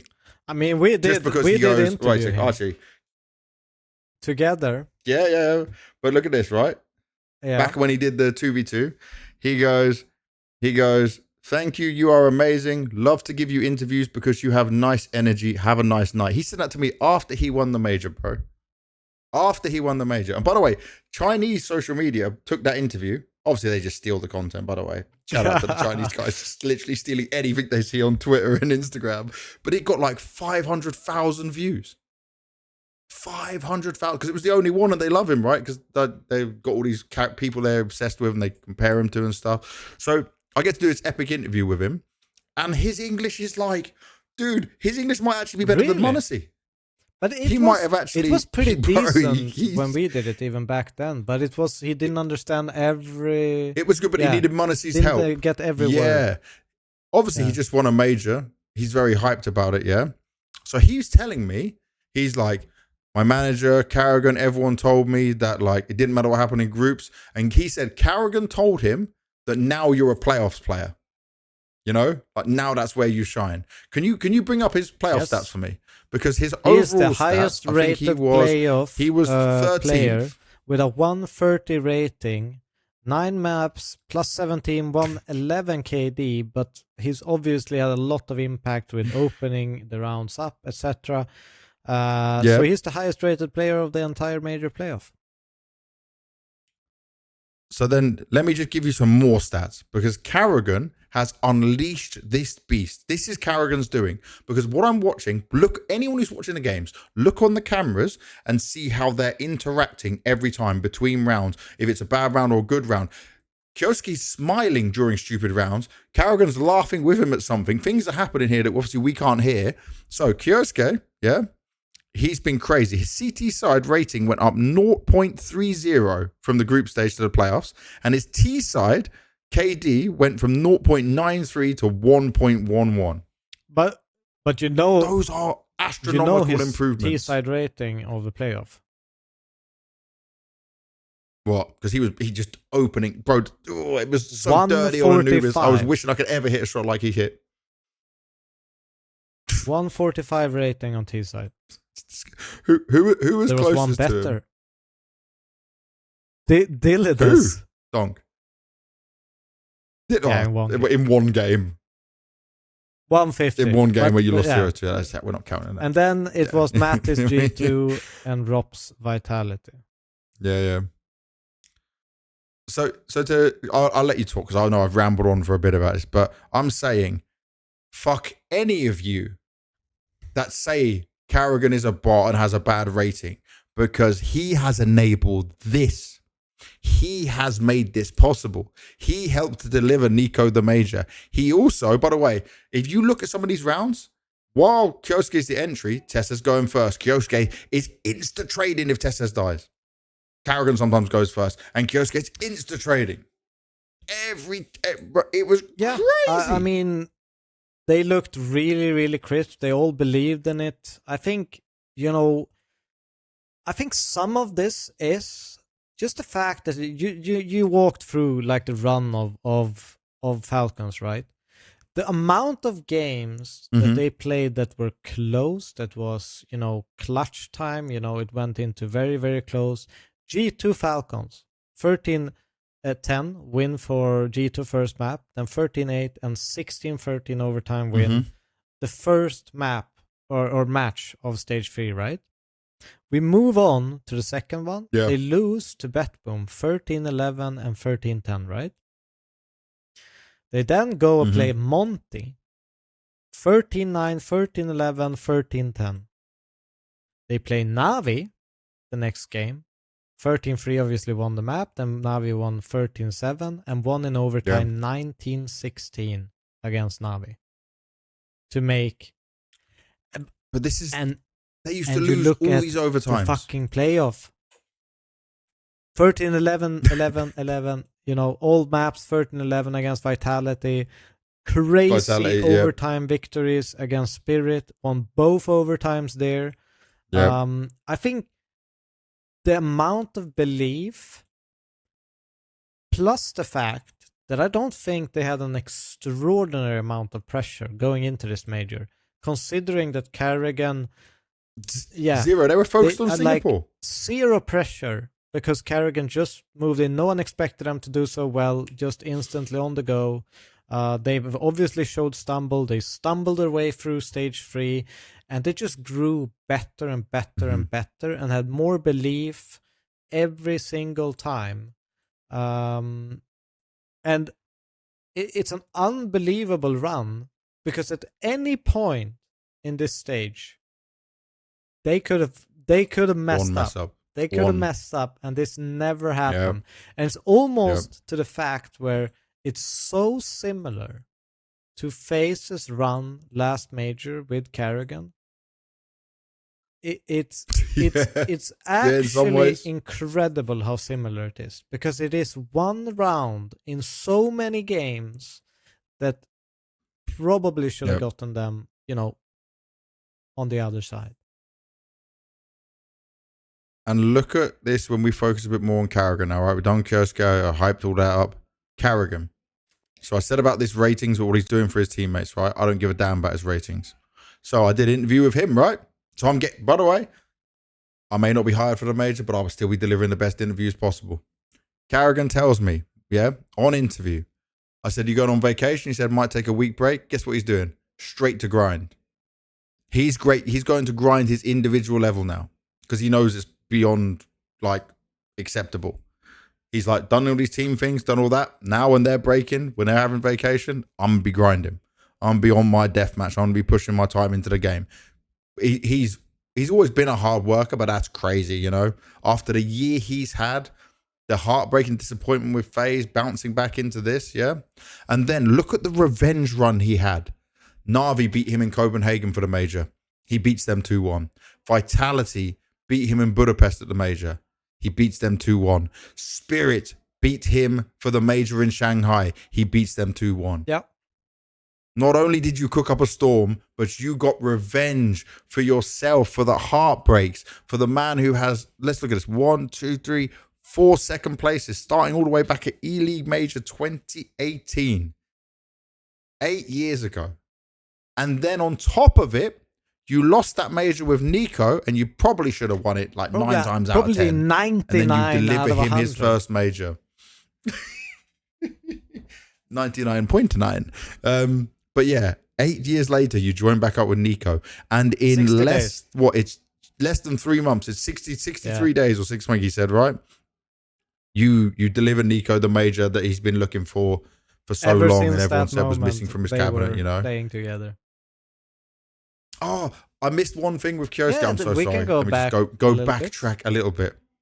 Yeah, because I'm so hyped about this, because you may have not got it from the interview on the stage, but I got so much information by just talking to the guys afterwards that kyousuke, right? So let's look at this. If he had probably, and I'm guessing this is a guess, but look how people who played really well in the finals and playoffs won MVPs, yeah?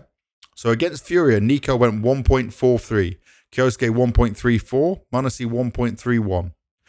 Then you said the playoff performance for kyousuke was 1.30, where for m0NESY it was 1.24.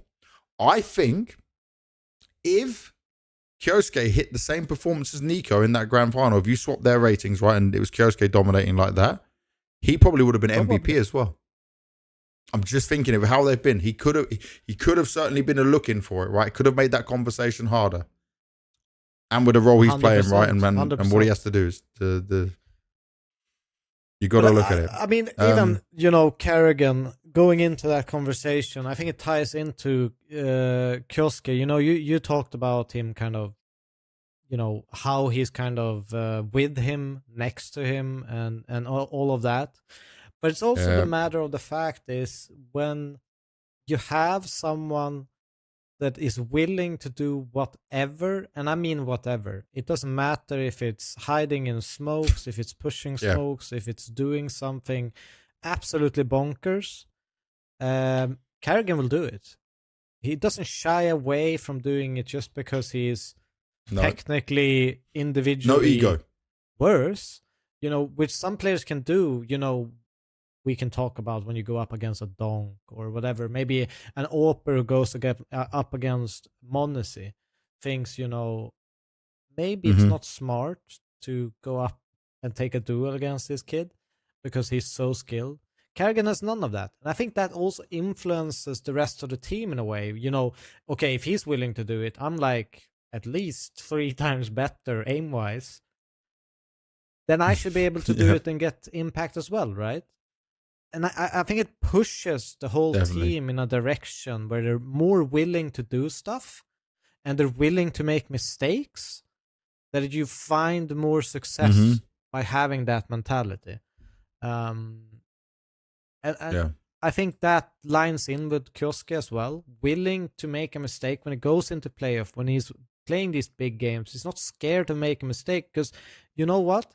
I have a guy on 0.60 rating who keeps trying, keeps doing what is needed for the team, and keeps pushing when there's an opportunity. He takes it. Of course I should. Yeah. Next, I want to talk about m0NESY. Obviously, he was the MVP of the event. But for me, while it wasn't some record-breaking MVP numbers, it was so beautifully done that before the playoffs, 1.27 rating, In playoffs, 1.24, incredibly consistent. He only had like the Inferno, they still won 13-8, but he dropped to 5 for 12. You know, maybe it was a bit of like, obviously it's Inferno, it's hard map. anyway. Oh, how many terrorist rounds did they play? Yeah, he went 2 for 6 on the T side. They didn't play many T rounds, and CT side anyway. He got outplayed by Molodoy quite a few times. I saw it, but still, the consistency he showed across all of it was crazy. The clutches, the work he was able to put up there. You know, like, and also he kept on his promise. There was people that looked at him when he left G2 and went to follow NiKo. Why are you following NiKo? This is a guy that was with him from when he was like, remember, when he first joined G2, it was always NiKo on the far end and m0NESY. Same positions they sit on the tables now. They even were living in the same city, right? When he got into Serbia, you know? And you even see this. There's moments where NiKo's posting pictures with his fiance. They're out for dinner and m0NESY's there as well. This is like a partnership more than a friendship. It's like some brotherhood for real. Yeah? And m0NESY said this, I will deliver NiKo his first major. And he kept that promise. And this is a young guy who is still humble, incredibly well-spoken, super respectful. Whenever I talk to him, when he talks to my wife, for example, right, when we're there all together and we're spending time together outside of the game, his brother was there, his brother's wife was there, family cheering him on, supporting him in the crowd. Like, this guy went from speaking Russian on Navi Junior, which was Ukrainian and Russian team, to then going international, being bought out for 600k as a rookie, which was crazy, and then been through hell and back, lost 8 finals, they finals in a row. They put a record, with no trophy, right? There was some kind of record of like longest, drought of it, and he even got 2 MVPs while losing these finals because of his insanely good performance. Yeah. And you look at the video that's his player profile, and you hear from his grandma and his mum, his brother, all the way they're talking about him and all what he's done. He deserves this major win and the MVP by far, and he's still got so much more to give to the game. He is someone that I think other players, because of how humble and how respectful he is and how smart he is with what he's doing and how he's putting his career, other young players should 100% look up to. I think, he is incredible in the way that he's such a superstar, but incredibly kind, well-spoken, respectful, no matter who he's speaking with. Yep. I completely agree with you. I mean, look at how he was for us for hours when he did that interview with us. Incredibly, good person, and it shines through. So yeah, I agree. Well earned. The one thing I'll say is this wasn't just a monitor show. I think it wasn't just, No, 100%. Like some teams, they have like a MVP, and you see, obviously he's MVP. Definitely ZywOo. Definitely Dong. It's got a bit harder for ZywOo. Yeah, but this was a crazy performance, from everyone. NiKo, he showed up, and he really wanted this. You could see it on him. He pushed that extra. Well, I wanted to save NiKo till last because I wanted to do a little bit more on TeSeS. Criminally 100%. Underrated. Also, been in a major final before and lost it. Didn't get a chance to do an interview as well, right? Didn't get a chance to be spoken to. TeSeS has been the one everyone said should be cut. He's the next to go. And guess what? Karrigan's also unlocked him to be used correctly. TeSeS, so the good thing is when we were doing that, I said I was in that media press zone. Lots of people then after, especially some Danish media, wanted to interview TeSeS. So he did get to do interviews as well. I couldn't grab him because at the time I was interviewing kyousuke. But TeSeS, bro, the clutches, the great utility. Like, can you bring up clutch stats? Let me see. Can you see that? Oh no, I'm asking you on the fly. I'll keep glazing TeSeS, but I don't care if his rating isn't what everyone's going to be like. Oh wow, it's so amazing. Yeah, let's have a look at how did he do in group stage. So group stage 1.10, and then if we go overall for the stage, the 104 in wait, what numbers? What am I looking at here? We have 1.04 overall if you put both the group stage and playoffs together. And then for playoffs, he was 0.96. In his role, with those teammates all around him, taking a lot of the kills away, right? He is holding his own. He is sometimes just going out there to die with kyousuke trading him off, right? That we saw many times on the T side. I mean, he has zero space to play the game. Like, you have NiKo. Yeah, and obviously, Karrigan is a very active in-game leader as well in rounds, which obviously leaves even less space for a guy like TeSeS. But on your point, he's in the corner like there's so many moments where, even on Mirage, he gets a double kill when Furia pushes Palace, right? Because he's incredibly, almost Rops-like in the way that he takes that first duel. He doesn't even look all the way into apps. He takes it, waits 4 to 5 seconds, and he's full ready that they are there. Like 100% ready that they're going to be there, and gets the double kill and they win the round. He's not going to get a lot of kills, but as you say, he's criminally underrated. He's often left alone on bomb sites with minimal coverage, minimal support, and still gets enough for the superstars to kind of bite in and grab the whole round for them. You know, I can tell you it's incredibly hard to be that kind of like, a B anchor or something like that, and your short player is out fighting every single round. You probably felt it in Faceit, and you're just sighing and thinking, where the fuck is my guy? You're never there with me. I'm not saying that is the case, but I'm just saying he doesn't get an overwhelming amount of support, and he does really, really well. No. And this is like, to come back a little bit to Karrigan, just to compliment TeSeS in this, is Karrigan in just this short amount of time understands how to use every piece of this team, which wasn't done in the past. And I think even Zonic will be able to say that, like, he didn't see how this could be used, because this way of playing, Munacy said, I think on the HLTV MVP award interview, right, that like, I don't want to misquote it, but my internet doesn't load anything fast here. On Karrigan, the things we are doing, all the rotations, the chaos we are building on the server, this is me, this is who I am. And he's done that for kyousuke as well, And also, NiKo, so, have we done on TeSeS? I'm fine with TeSeS. Actually, I'll do one more thing. I'm just going to look quickly, because I think TeSeS should be glazed a bit more than even what I've tried to do there, because I'm so impressed with him, right? That I'm going to look down all his big events, from his time on Heroic, where they're supposed to have been doing well and all these things, right? And all these trophies to their names. So on Heroic, they had Blast Premier Spring Final win, Blast Premier Fall Final 2022. They then had tons of second places, right? Including a major second place as well. Rio 2023. This guy has gone through it all for such a long portion of his career. His career, like, if we go back to it, from Optic, Heroic, now to Falcons, the unlikely Falcon who has now helped be part of this, getting his major glory and doing what no one else, and probably no one else, who was part of that Heroic lineup could do. Yeah. I don't think anyone else from the old Heroic will have a chance of winning a major. I could say that quite confidently. I think... If you look at where they all are right now. But I also think that we have to also appreciate the way that he's been thrown around in this team.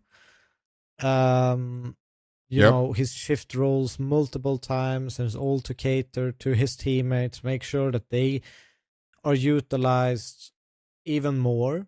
He's had to step back further and further back into this team, and he's taken it with a stride, and he's done incredible work. You know, there was at one point that if I would look back at old kind of heroic TeSeS and say, like, there's not a chance in hell TeSeS is going to be an anchor, you know? Yeah. Dude, I remember the great spray controls, the multiple mowdowns he would have. And dude, I just looked at him to see he's played 9 majors, and there was, so the Legends for Copenhagen major, that was his worst placing. And then other than that, 3rd to 4th Stockholm, quarterfinal Antwerp, 2nd place Rio, 3rd to 4th Paris, quarterfinal Perfect World Shanghai Major, Austin. Austin was the worst place, the stage 2 they fell out of. Then quarterfinal again Budapest, and now 1st place. People can't just keep looking at stats and criminally underrating great players like this, who also you don't think, like, they just think he's in this role now, but what you said, what he's gone through, what he's changed because at the same time. It's a huge it's so cool. We were hyping up, someone like Heavy God who stepped into that role and took it brilliantly.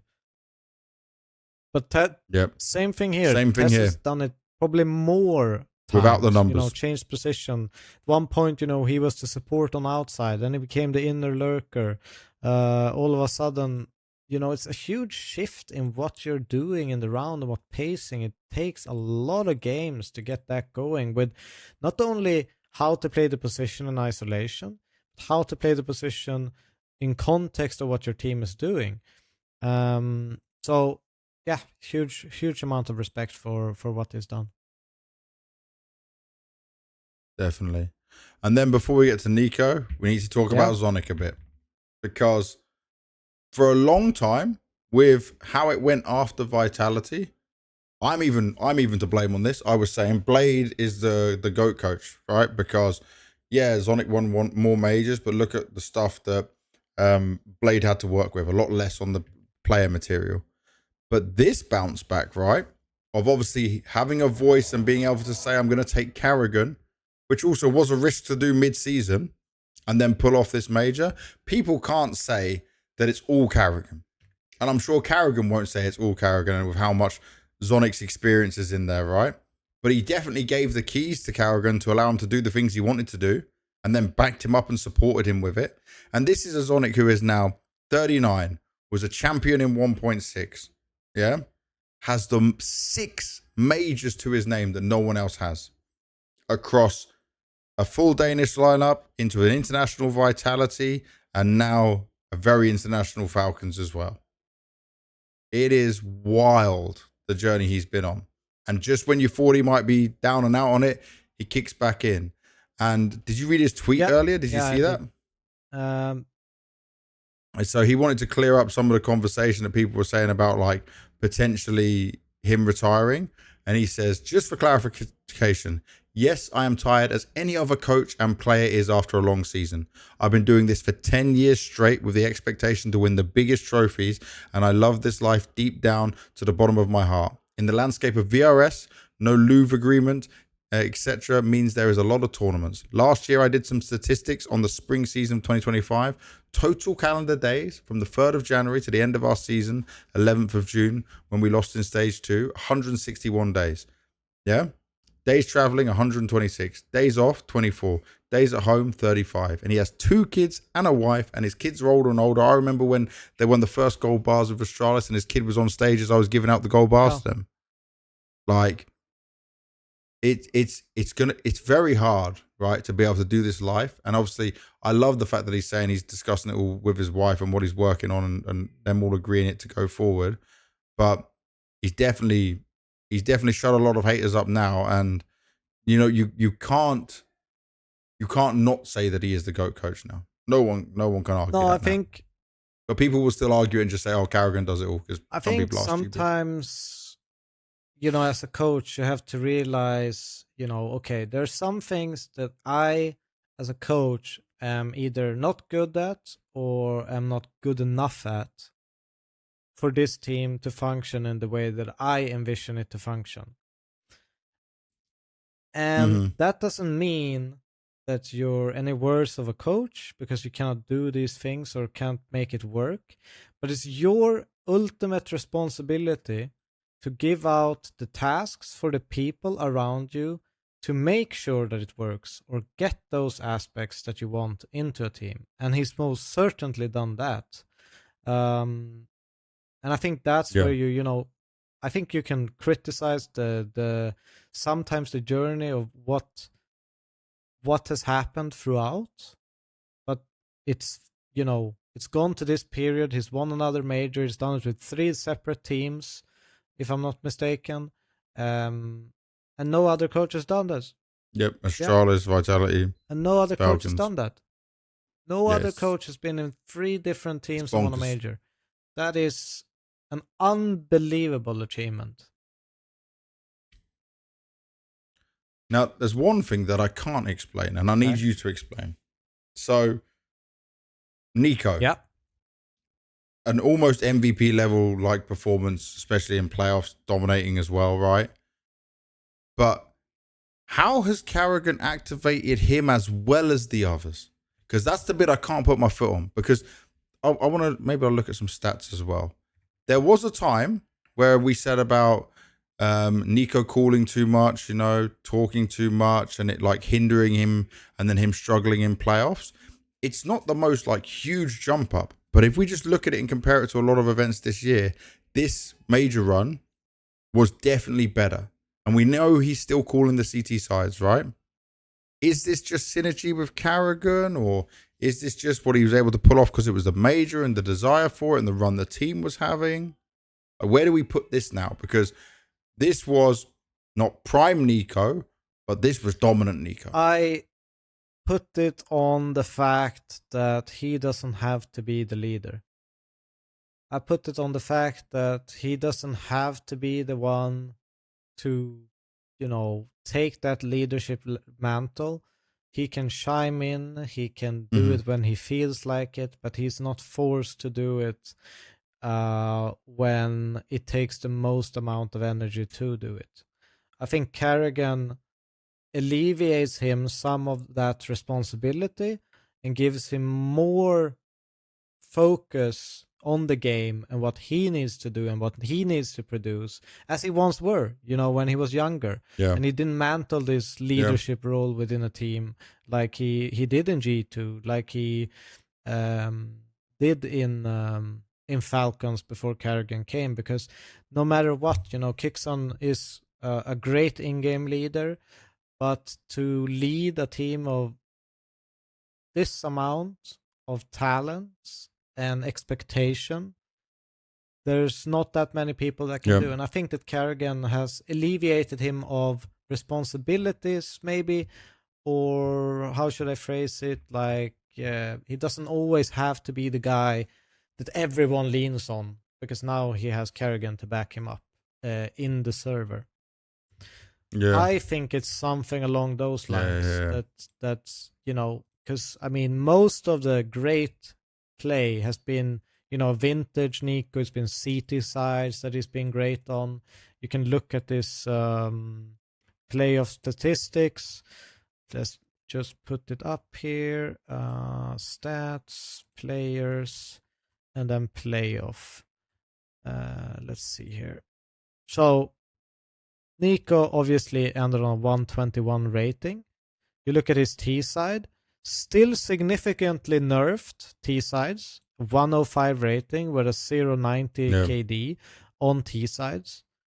But his CT side is the best player of the entire event. It's a 135 rating and 146 KD in 9 maps. Yeah, and that read of the game. You know, the read of the game, the knowledge of what people are doing. He gets more time to focus on what he needs to focus on, while he gets alleviated from the leadership things that we talked with Major about, you know, balancing people's moods, making sure that other people play great and are in the zone. Now he gets to focus on his zone, and that's when we see him performing the best. And this is the thing, right? We went from being able to always say NiKo was the greatest rifler of all time, but then Donk took that because he got the major MVP and the major trophy. But now NiKo probably is the greatest rifler of like a long time. Donk still beats him, you know, on the numbers and stuff like that. What a title! You know what I mean? Like the longevity of it. What a title! NiKo, you're the greatest rifler of a long time. For a long time. Yes, Donk exists, but it just right? sounds There's terrible, not much we can do about that. Okay, I'll workshop the name, but I won't tell NiKo this. NiKo, if you're watching, I apologize. I'm so sorry. But then looking at this, right? It's also this redemption. So E-League Major, second place with Karrigan. Like Yep. we said, should have won. And then the rumors are, right, he kicks Karrigan, all that stuff. And then after that, they get quarterfinals, Legends, Stockholm. They get a second place. So another second place. That was 2021. That was the last time he was in a final of a major. Then Antwerp, they don't even make it to playoffs. And FaZe go on to win it with Karrigan. Paris Major, Legends again, that crazy event they were supposed to win because they were dominating so well, right? Didn't happen. Copenhagen, top 4. Shanghai Major, top 4, and everyone almost thought they were going to win Shanghai. Then the early parts of Falcons was a struggle in Austin where it was failure in stage 2. Budapest, just a quarters game. And now you're back with Karrigan 8 years later. Do you know what? The only cherry on top would have been if he managed to get MVP, you know? Like that would have been the golden thing. But I think it doesn't matter because did you see those photos? Did you see him jumping up? Did you see how much it meant for him? And because remember, he's already lifted the Cologne trophy before. He knew exactly how to lift it perfectly for that great moment. And I got a video of it on my phone because obviously I had that great bird's eye view that they all let him lift it first, you know, because he was still the greatest player to do it without a major trophy. And now he's just going to be the greatest player to ever do it without a major MVP. I mean, he did. That's it. That's what he has to get now. The goalpost. He definitely had like an MVP-like performance, especially in that finals. I think no one can really. It's almost like in the same aspect of saying, you know, Messi, you didn't win an MVP, or Flamesy, you didn't win an MVP, but you have Saivu in the team. Yeah. I think to some degree it's the same for NiKo. You have kyousuke, you have and m0NESY. It's obviously always going to put up numbers. It's going to be incredibly tough throughout like a 9-map playoff to match that. And he almost did. So you gotta give props to him for that. And I think that no one can really say it in that way. You know, he didn't win an MVP. I think that's kind of just finding ways to hate. But people always do it. That's what I'm saying. I just read a few of those comments. People always do it down pretty easy with a, what did he have? 145 major final rating. They're gonna be shut. They're gonna a pretty good MVP pretty quick. Level performance. Dude, I was trying to find someone commented on one of our. So we have a short from m0NESY ages ago, yeah, where we had him on the podcast and we made a short out of it, and it says like we pushed him about, oh, will Falcons get kyousuke, you know, and m0NESY's like, yeah, he's pretty good, but like, you know, he's just skirting around it, doesn't know if it's gonna happen, blah blah blah, yeah. Obviously, he probably had a good idea it was going to happen, but he couldn't leak it to us. And then someone commented after all this time and said, this aged well. Because there's so many comments of people like, it won't change anything, oil money, blah, blah, blah. The kid won't be like Donk, da, da, da. And it's like, look how this has all worked out. Look how this has all come together. I mean, he's not Donk. And it's come together in a crazy way. But his kyousuke. Yeah. That's it. You know, we don't need to say more. And he's been unlocked. That's the main thing. And also, by the way, the biggest flex is like you go on kyousuke's profile, right? And you click on it, and there's just the only trophy is a major trophy. Like, has that been done many times? I guess it's done a few times. The Outsiders guys, for example. But I mean, maybe even they won a smaller trophy before that. But like 18 years old, first trophy. That's another thing. When I did the interview with him, he was like, for some of my teammates, it took 12 years, but here I am. And it's my first trophy was DreamHack Winter 2013. So yours is major first trophy as well. See, there you go. He's in good company. You and him. We are going to have to get kyousuke on the podcast. We're going to have to make that happen. If he says he'll only talk to me, I'll have to say, can you also talk to Devilwalk? And then we'll be fine. Everything We've will be already good. had one. We've had a crazy interview. No, but I mean, yeah, exactly. So I mean, to get him on and do the proper, the full one would be crazy. Also, 2 majors and it's just quarterfinal first place. I want to see how much further this goes as well with more time and what they can do.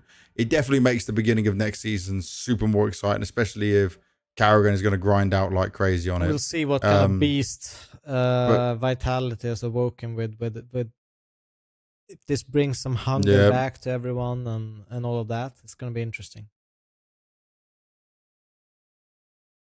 So that's it. That was the Cologne Major 2026, 10 years later. Record-breaking viewership, a Falcons Q&A, win. We got our Q&A. I know that. I know that's what you're going to say next. Yeah, can't miss the Q&A. There's a lot of questions in the chat. But what a crazy good major.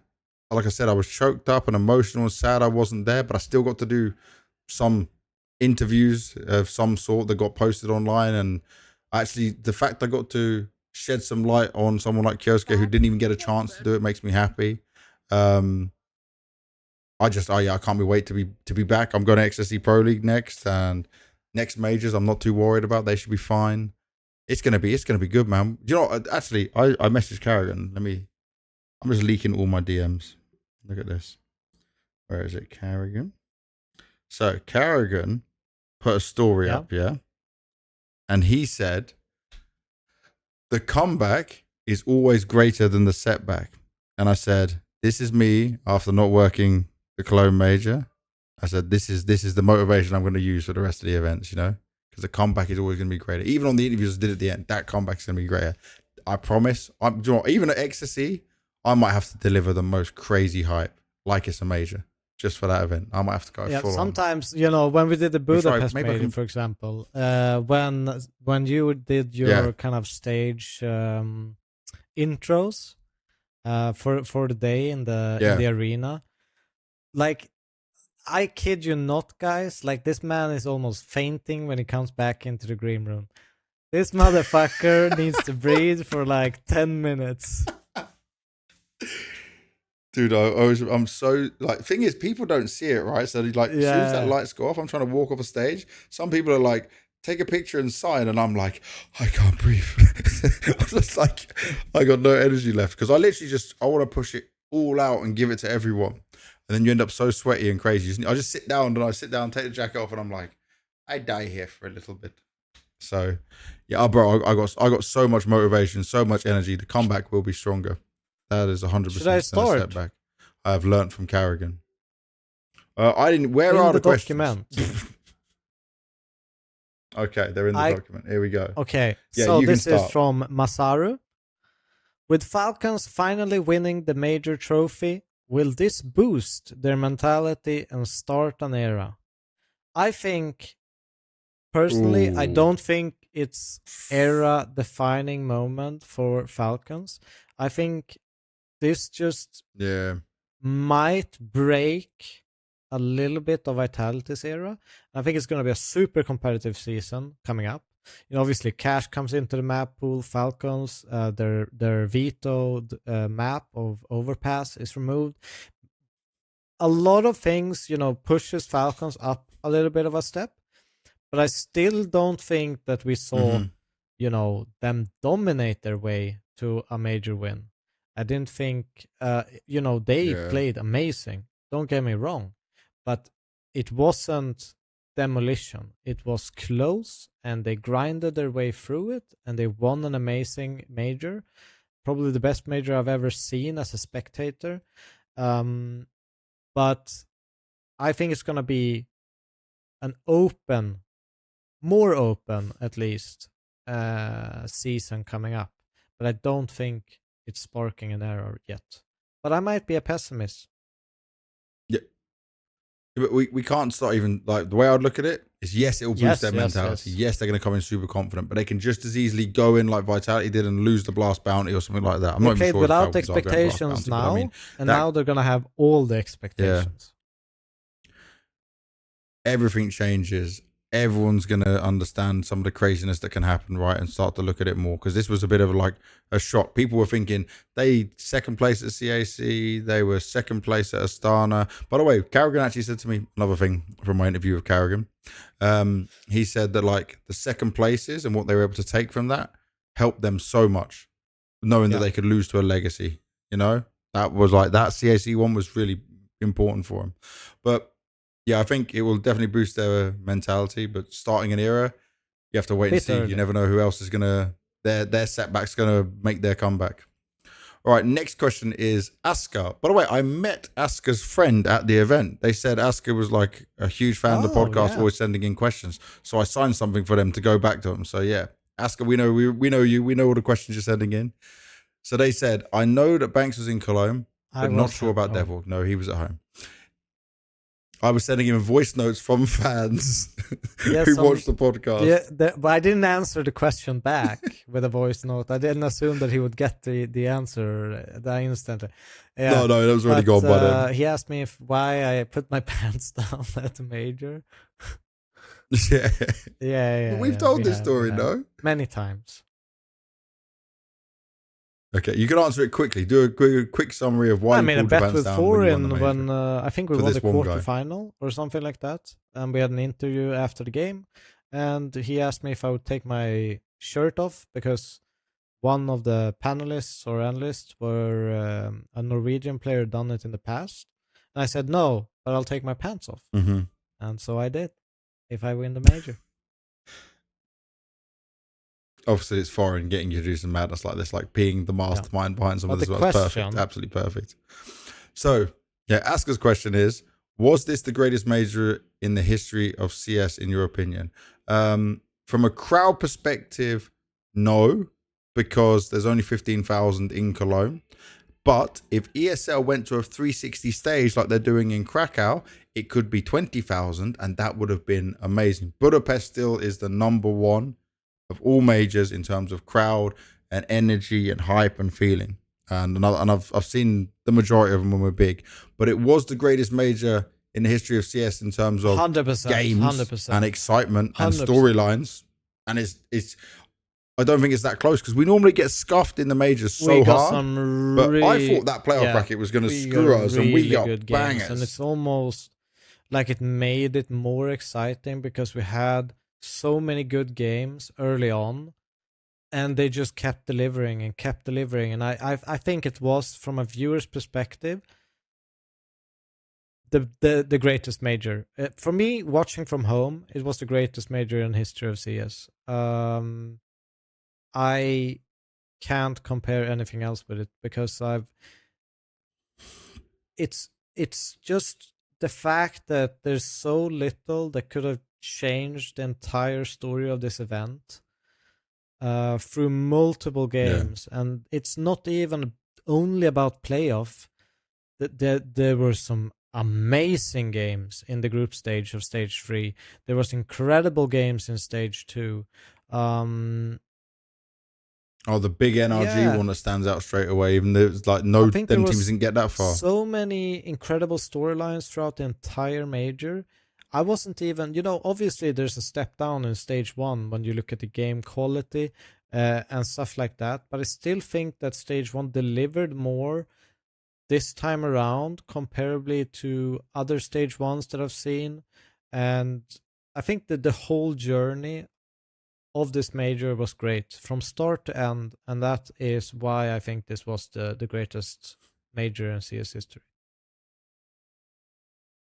Only thing I disagree with what you said is that stage 1. Stage 1 for me was still, Yeah, but it was still better. I've seen worse. Super wowed about it. True, very true. All right, next question is from Zappel. He says, "Is NiKo now the greatest rifler of all time? Top of the scene for 10 years." Devil, move your fucking cursor. I can't read the question if your name is over the top of it. You bellend. And now also the major people used to say he couldn't. He's the greatest rifler of long time. I did coin that phrase. It's a terrible phrase. Devil hates it, but he's still going to beam about it. I just don't think he can be the greatest rifler of all time because of Donk's crazy success so young. If Donk fell off a cliff, like not in real life, but like if he dropped off in performance massively, and we didn't see him come back, then yeah, probably NiKo would be hard to overtake. But people are even questioning the difference between NiKo and Rops, right? So no, I don't think he's. Yeah, I don't think he's the greatest rifler of all time. But it sounds so bad when you say it, but I don't mean any disrespect to him because he's still, in that category of a top 3, still in this discussion of it. Yeah, at 29 years old. Obviously everyone's gonna have their preferences, either or the other way. But I feel like, as you mentioned, Rops, there is Donk, and I think there's. Stop clicking and start talking. I'm watching But you him on don't the have to. document. You don't have to say Click that. a million places. It's my concentration method. You don't need to. You need to look at me. Like just this. Look at me. Don't look at. You're just going like I'm this. doing this all the time. But either way, I don't think. I think there's many cases, but he's 100% in the top 5 for me of greatest riflers of all time. Mm-hmm. But I don't think that he is number 1. I'll give him my top 3, I think, personally. Yeah, you could argue that. All right, next question is yours. Now you can actually do some reading. Casper. Unpopular opinion. Do you think it would be incorrect to say that although Falcons performed really well at the major, their run wasn't as hard as it seems? My key points would be that they went up against a Na'Vi that isn't in their best form, a Vitality that is burnt out, a coachless Spirit, and a Furia that had an extremely easy stage 3 run. Well, okay, I need to let me start, because I'm glad you said we can flame you. No, I'm not going to flame you. Don't worry, Casper. But I'll look at this. They did perform really well, but their run was as hard as it seems. So look at Na'Vi. Na'Vi was in really good form before this major. So just because they got eliminated doesn't take anything away from that. Vitality were not burnt out because they've been through longer, crazier runs, and they managed they've been managing their schedule so well, so they're not. The coach's Spirit one, that is an argument you can take. That's definitely a point. Maybe with Hally it changes, right? And then the Furia one, they did have an extremely easy stage 3, but there's still a Furia with very skilled individuals, with players that can dominate at any time, that know how to play, maybe not in a major final, but across majors. Fallen definitely does in terms of all of it. So I don't think it is fair to say their run wasn't as hard as it seems, because I think every game except Furia was incredibly hard for them. And it's just the only one I can look at with you is the Spirit one because of the coach thing, which we touched on earlier. Yeah, I mean, no matter what, I mean, this is still like, even though small things, especially in the high competitive world, has a major impact, I think no matter when you look through history, everyone has issues they deal with. Every team has problems. It's not sunshine and everything for any run at the major, for any team that has done it. You need some luck with you, and you need some, circumstances to just be in your favor. And Falcons had it, but they played the absolute best teams in the tournament. They play the absolute best teams in the world. Yeah. And it doesn't matter if they are not up to par that day compared to the other day. They played the hardest teams. They did the hardest route. And I don't think there's been a harder route to a major win than Falcons ever. Because normally we don't get every single good team or every potential winner of the tournament in their side of the bracket, and they went through it. They went through it. Yeah. You could make that argument, in my opinion, if Furia would have won the major. Yes, yeah. Same as like a Paris run for Vitality, right? But Same I kind of don't conversation. think it's relevant with Falcons in this case. And we didn't flame you for it. We just explained it. Adan1 says, is KRIMZ moving to Eyeballers a straight up upgrade, or is it more of an experience upgrade? Bob XD was their best player. By the way, I love Bob XD. JW and KRIMZ equals Goo Gabar. I don't know what that means. Maybe that's something you understand. Okay, you understand. You said it very Swedish. The thing is, right, when I look down this move, I would have removed someone like Royf or Dex and kept Bob XD. Bob XD do you know anything as to why? taken by Alliance. So BobXT got poached from Eyeballers to Alliance. So BobXT they is lost. the male O9 replacement in Alliance. But Where's he's Mail always now? been a Metasports player. He was on loan to Alliance after Alliance lost Poi to 100 Thieves. But they couldn't buy him, right? I remember reading it. They couldn't buy Mail. It was something along the lines they did their highest transfer sum offer to Metasports, but it wasn't accepted in the end, and they couldn't go further with the offer, right? So they made an effort, but just couldn't agree on the pricing, so it was reasonable for both parties. And then they went to BobXT, and he joined Alliance, and now KRIMZ, obviously being removed from Fnatic, feels him, is now going to Eyeballers. Okay, now that makes sense. I don't think it's a weird one, because obviously KRIMZ is still very, very capable on a very, very high level. We've seen that. It's not. Yeah. I get to see both of them in XSPE Pro League. I can't wait. They obviously have a great amount of synergy. JW and KRIMZ, they played with each other for a very, very long time. There's definitely some Goa Gubbar vibes with that. What does that mean? Directly, well, it just means like good. How do I phrase this? In English, it's hard because it's but it's like good. Gubbar is like old man, you know. And Goa is just like good vibes, you know. In some sense, that's how I would explain it. I don't know if that's like 100% accurate, but it's close to. It's your Swedish accurate. We'll take it. But yeah, I'll let Devilwalk answer that question because I got no ideas on this. I just looked at it as it's an experience thing, and JW and KRIMZ get to play together again.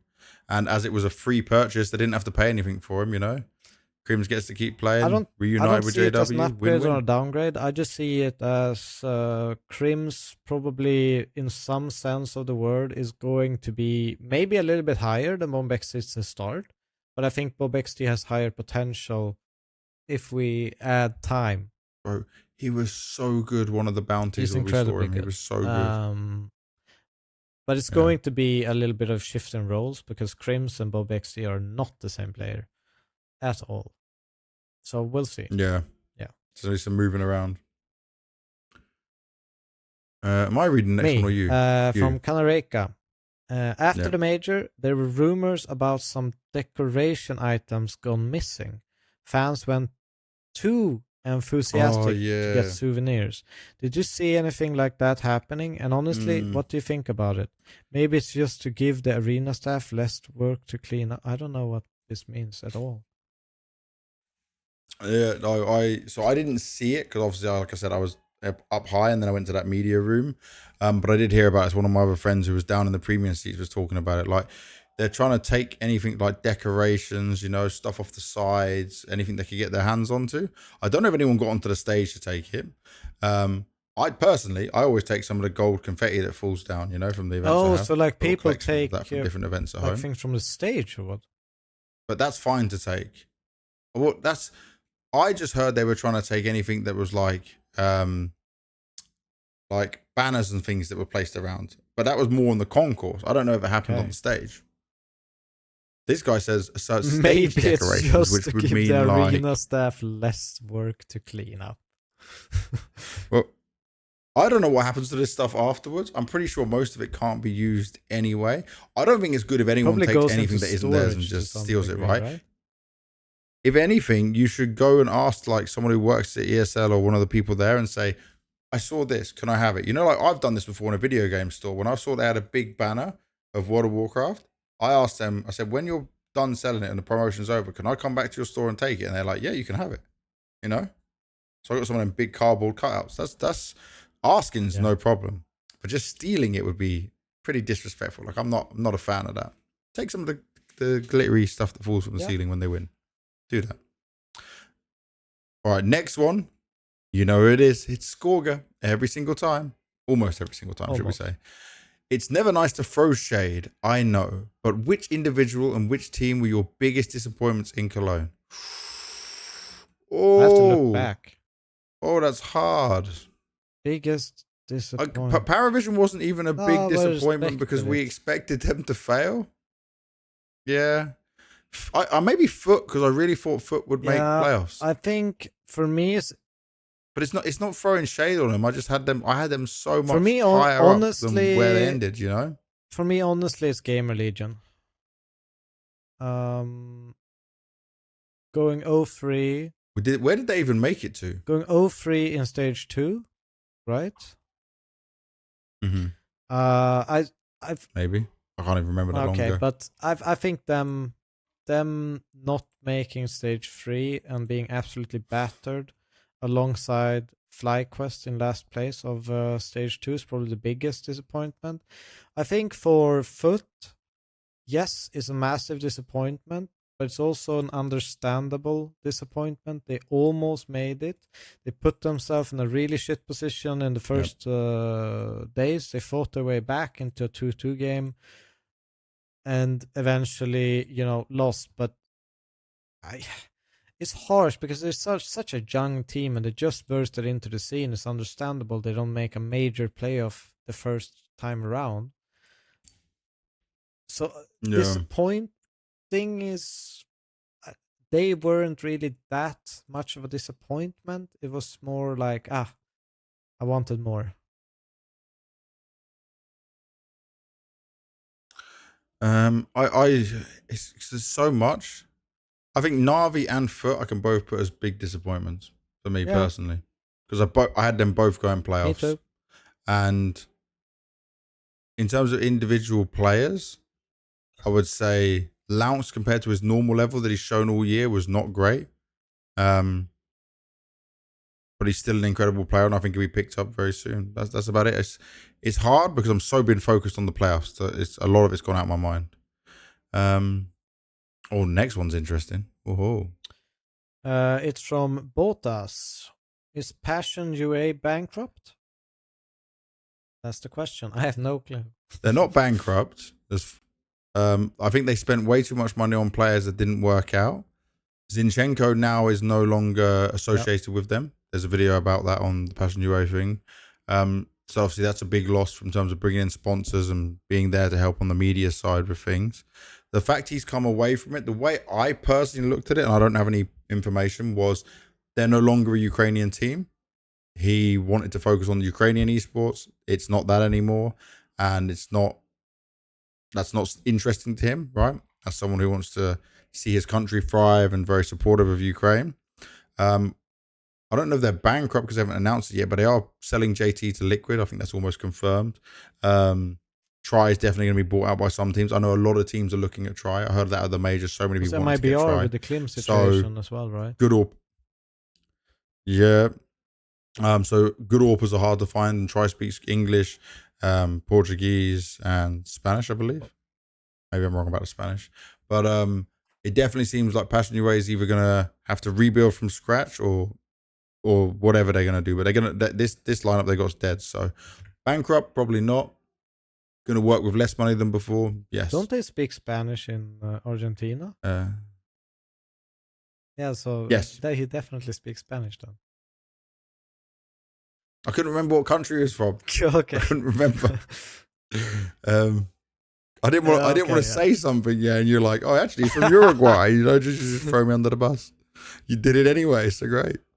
Saltline Cracker says, with this major win, how important is this major run for Karrigan mentally? Having to slay all 3 of his CS2 demons, I mentioned this earlier, to make the finals, Na'Vi from Copenhagen to get to playoffs, Vitality from Budapest to semis, and then Spirit from Shanghai to guys. How do you think this could affect him in the future?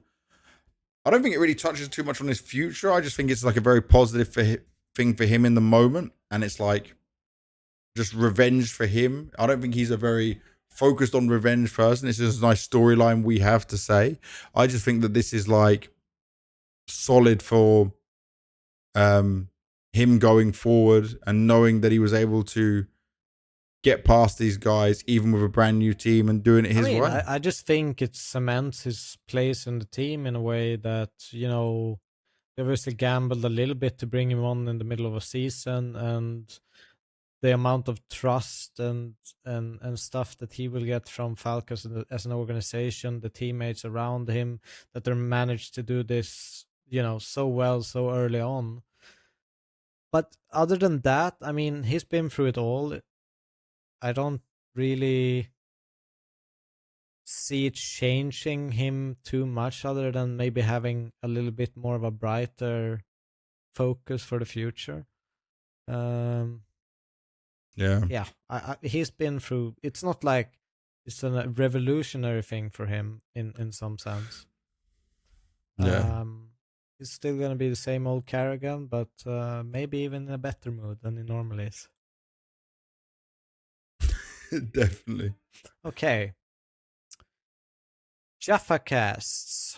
What do you think is going to be the craziest roster move this season?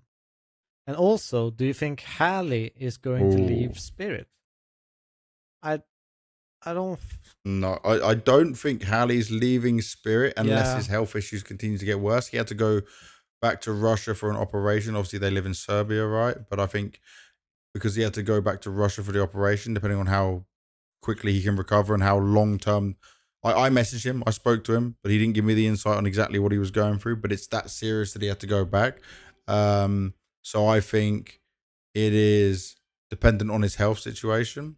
But I don't think no matter what happens, Hally won't be leaving Spirit. Like, unless it's health reasons, he'll still be involved in some way. And craziest roster move this season, or what do you think is going to be the craziest roster move this season? One. Ooh, I think whatever Na'Vi change comes up will be the craziest. Because I've got a bit of insight that I'm trying to confirm, and one of them is wild. All right, cool. I don't know. I don't know. You got it. You got no roster moves, no. You got no idea. I think it's hard to. That's fine. You can skip past that one, mate.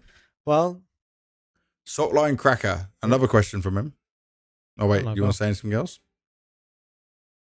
Okay. Move your bloody thing. Since Team Spirit played without a coach, what does this say about magixx as an IGL? Do you think Shiro played a part 100%. In that? 100% Shiro played a part in that. We saw him talking so much during all these timeouts. What I love with Shiro, is he goes over the desk and talking directly to the whole team. I love the little just how animated he is when he's doing it. Also just obviously we've got no idea what he's saying. They don't give us all the team comms even back in the days in Gambit Youngsters, when he came out and rose up in the ranks of the start of his career. He's always been vocal and calling and being a big voice in a team. So obviously he's going to have an impact. But I think to the same degree, magixx has been great as an IGL. I think the big part is it's been rocky, but it's getting better and it's getting better. And, you see, I don't think that it's all hally, it's all softic,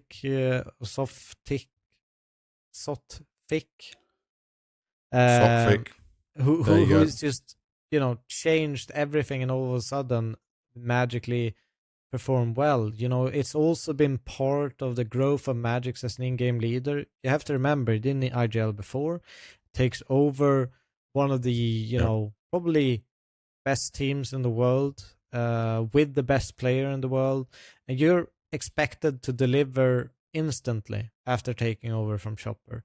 And he's taken on the role and he's done great. I love magixx as a player. Always loved magixx as a player. I think he's the most annoying B anchor in the entire world on Mirage.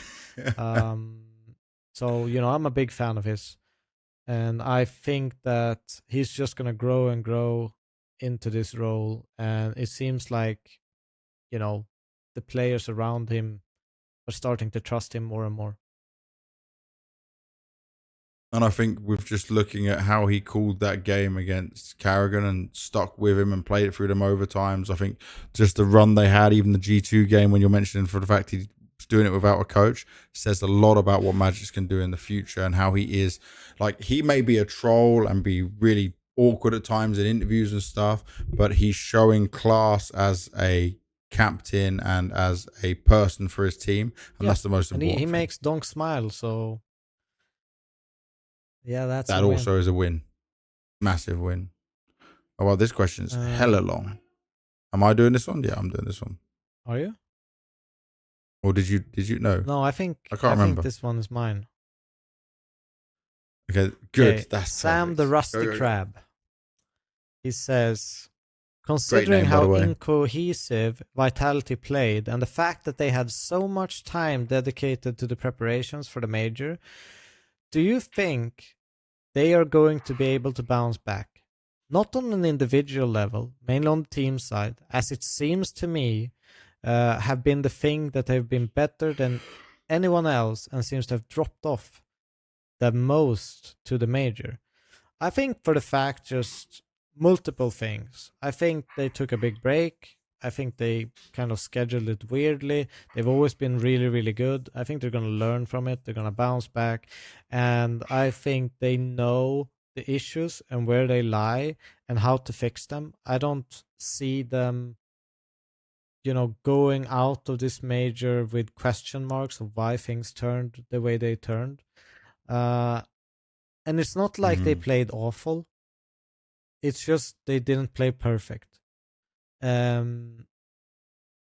And I have no doubt in my mind that they are going to rectify the mistakes that were made, come back stronger, but in a season with a lot stronger teams than the previous ones.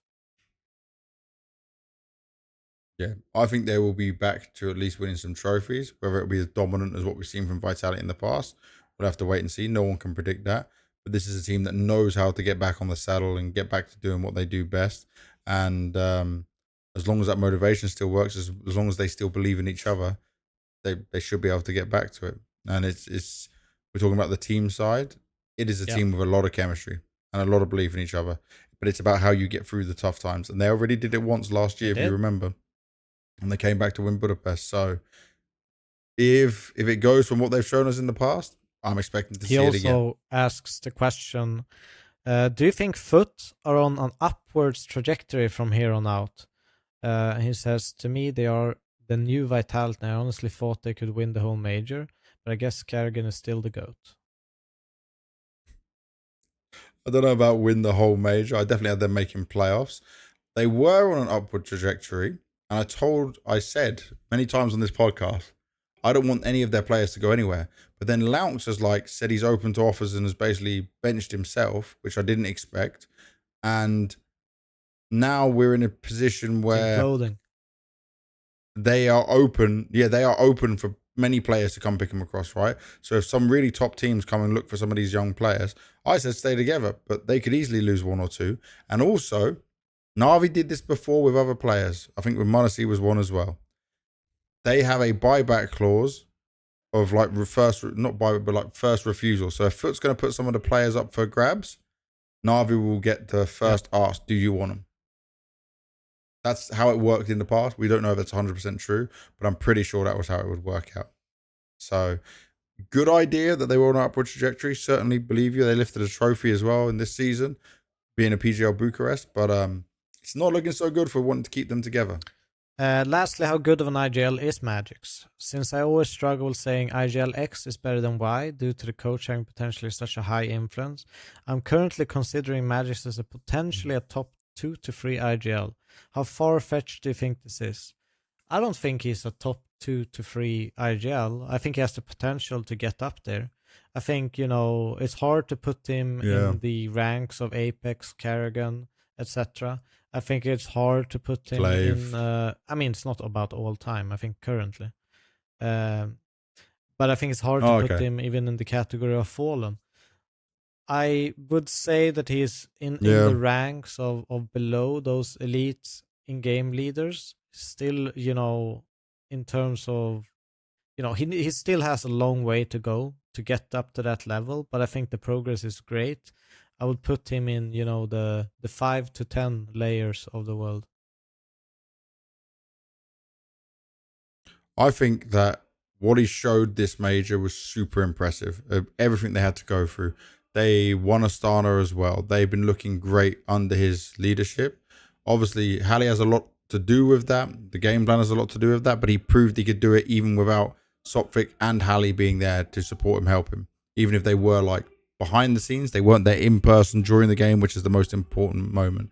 I respect that you say top 2 to 3. I think he's a little bit further off from that, but it will just come with time and experience. He can definitely put himself into that conversation if he can make some magic and wonders happen with the team going forward as he continues to be IGL. But I feel like he's a player that can sit in this IGL role for a very long time.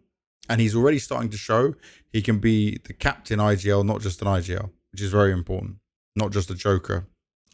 And our last question is from Jakiram, and it says, while the entertainment was great, especially playoff Friday and Saturday, plus NRG versus Big, and the storyline of the major events were great, what do you think about the quality of play at Cologne? Honestly, tough question. I will say this. I don't. Well, you said even stage 1 was good. Quality wise, it was good, but I think the quality wasn't the best, and that's probably why we got so even games, why we got so much excitement, because it was a little bit chaotic. It was a little bit, back and forth. There were moments where, people claw back rounds, but I think to some extent that makes the games greater when it's not perfect, when it's a little bit random at times, when that's when we get these amazing moments. No one can say that magixx 1v4 was it's great from his end, but it's also terrible on other parts. There's always gonna be a little bit of a mixed bag when you talk about this. Did I think the winners were the best quality Counter-Strike that I've seen? No. But it was enough this time, and that's enough, But I think it was a great competitive, major. And I think that's, for me, the more important part, rather than one team playing perfect, but all teams playing to an equal footing or close to each other. I think for me, stage 1 was just meh. It was acceptable for that level. Still kind of weird. Obviously, having that many teams in the major. I think stage 2. It's a qualifier for the major baked into the major. That's stage 1. Yeah. And obviously, it's a lot of the lesser skilled region teams as well. I think stage 2 just ramped up, and from there on, I was locked in. I'm like, okay, this is going to be crazy, right? And from there on out, we were just blessed with a lot of the crazy playoff games.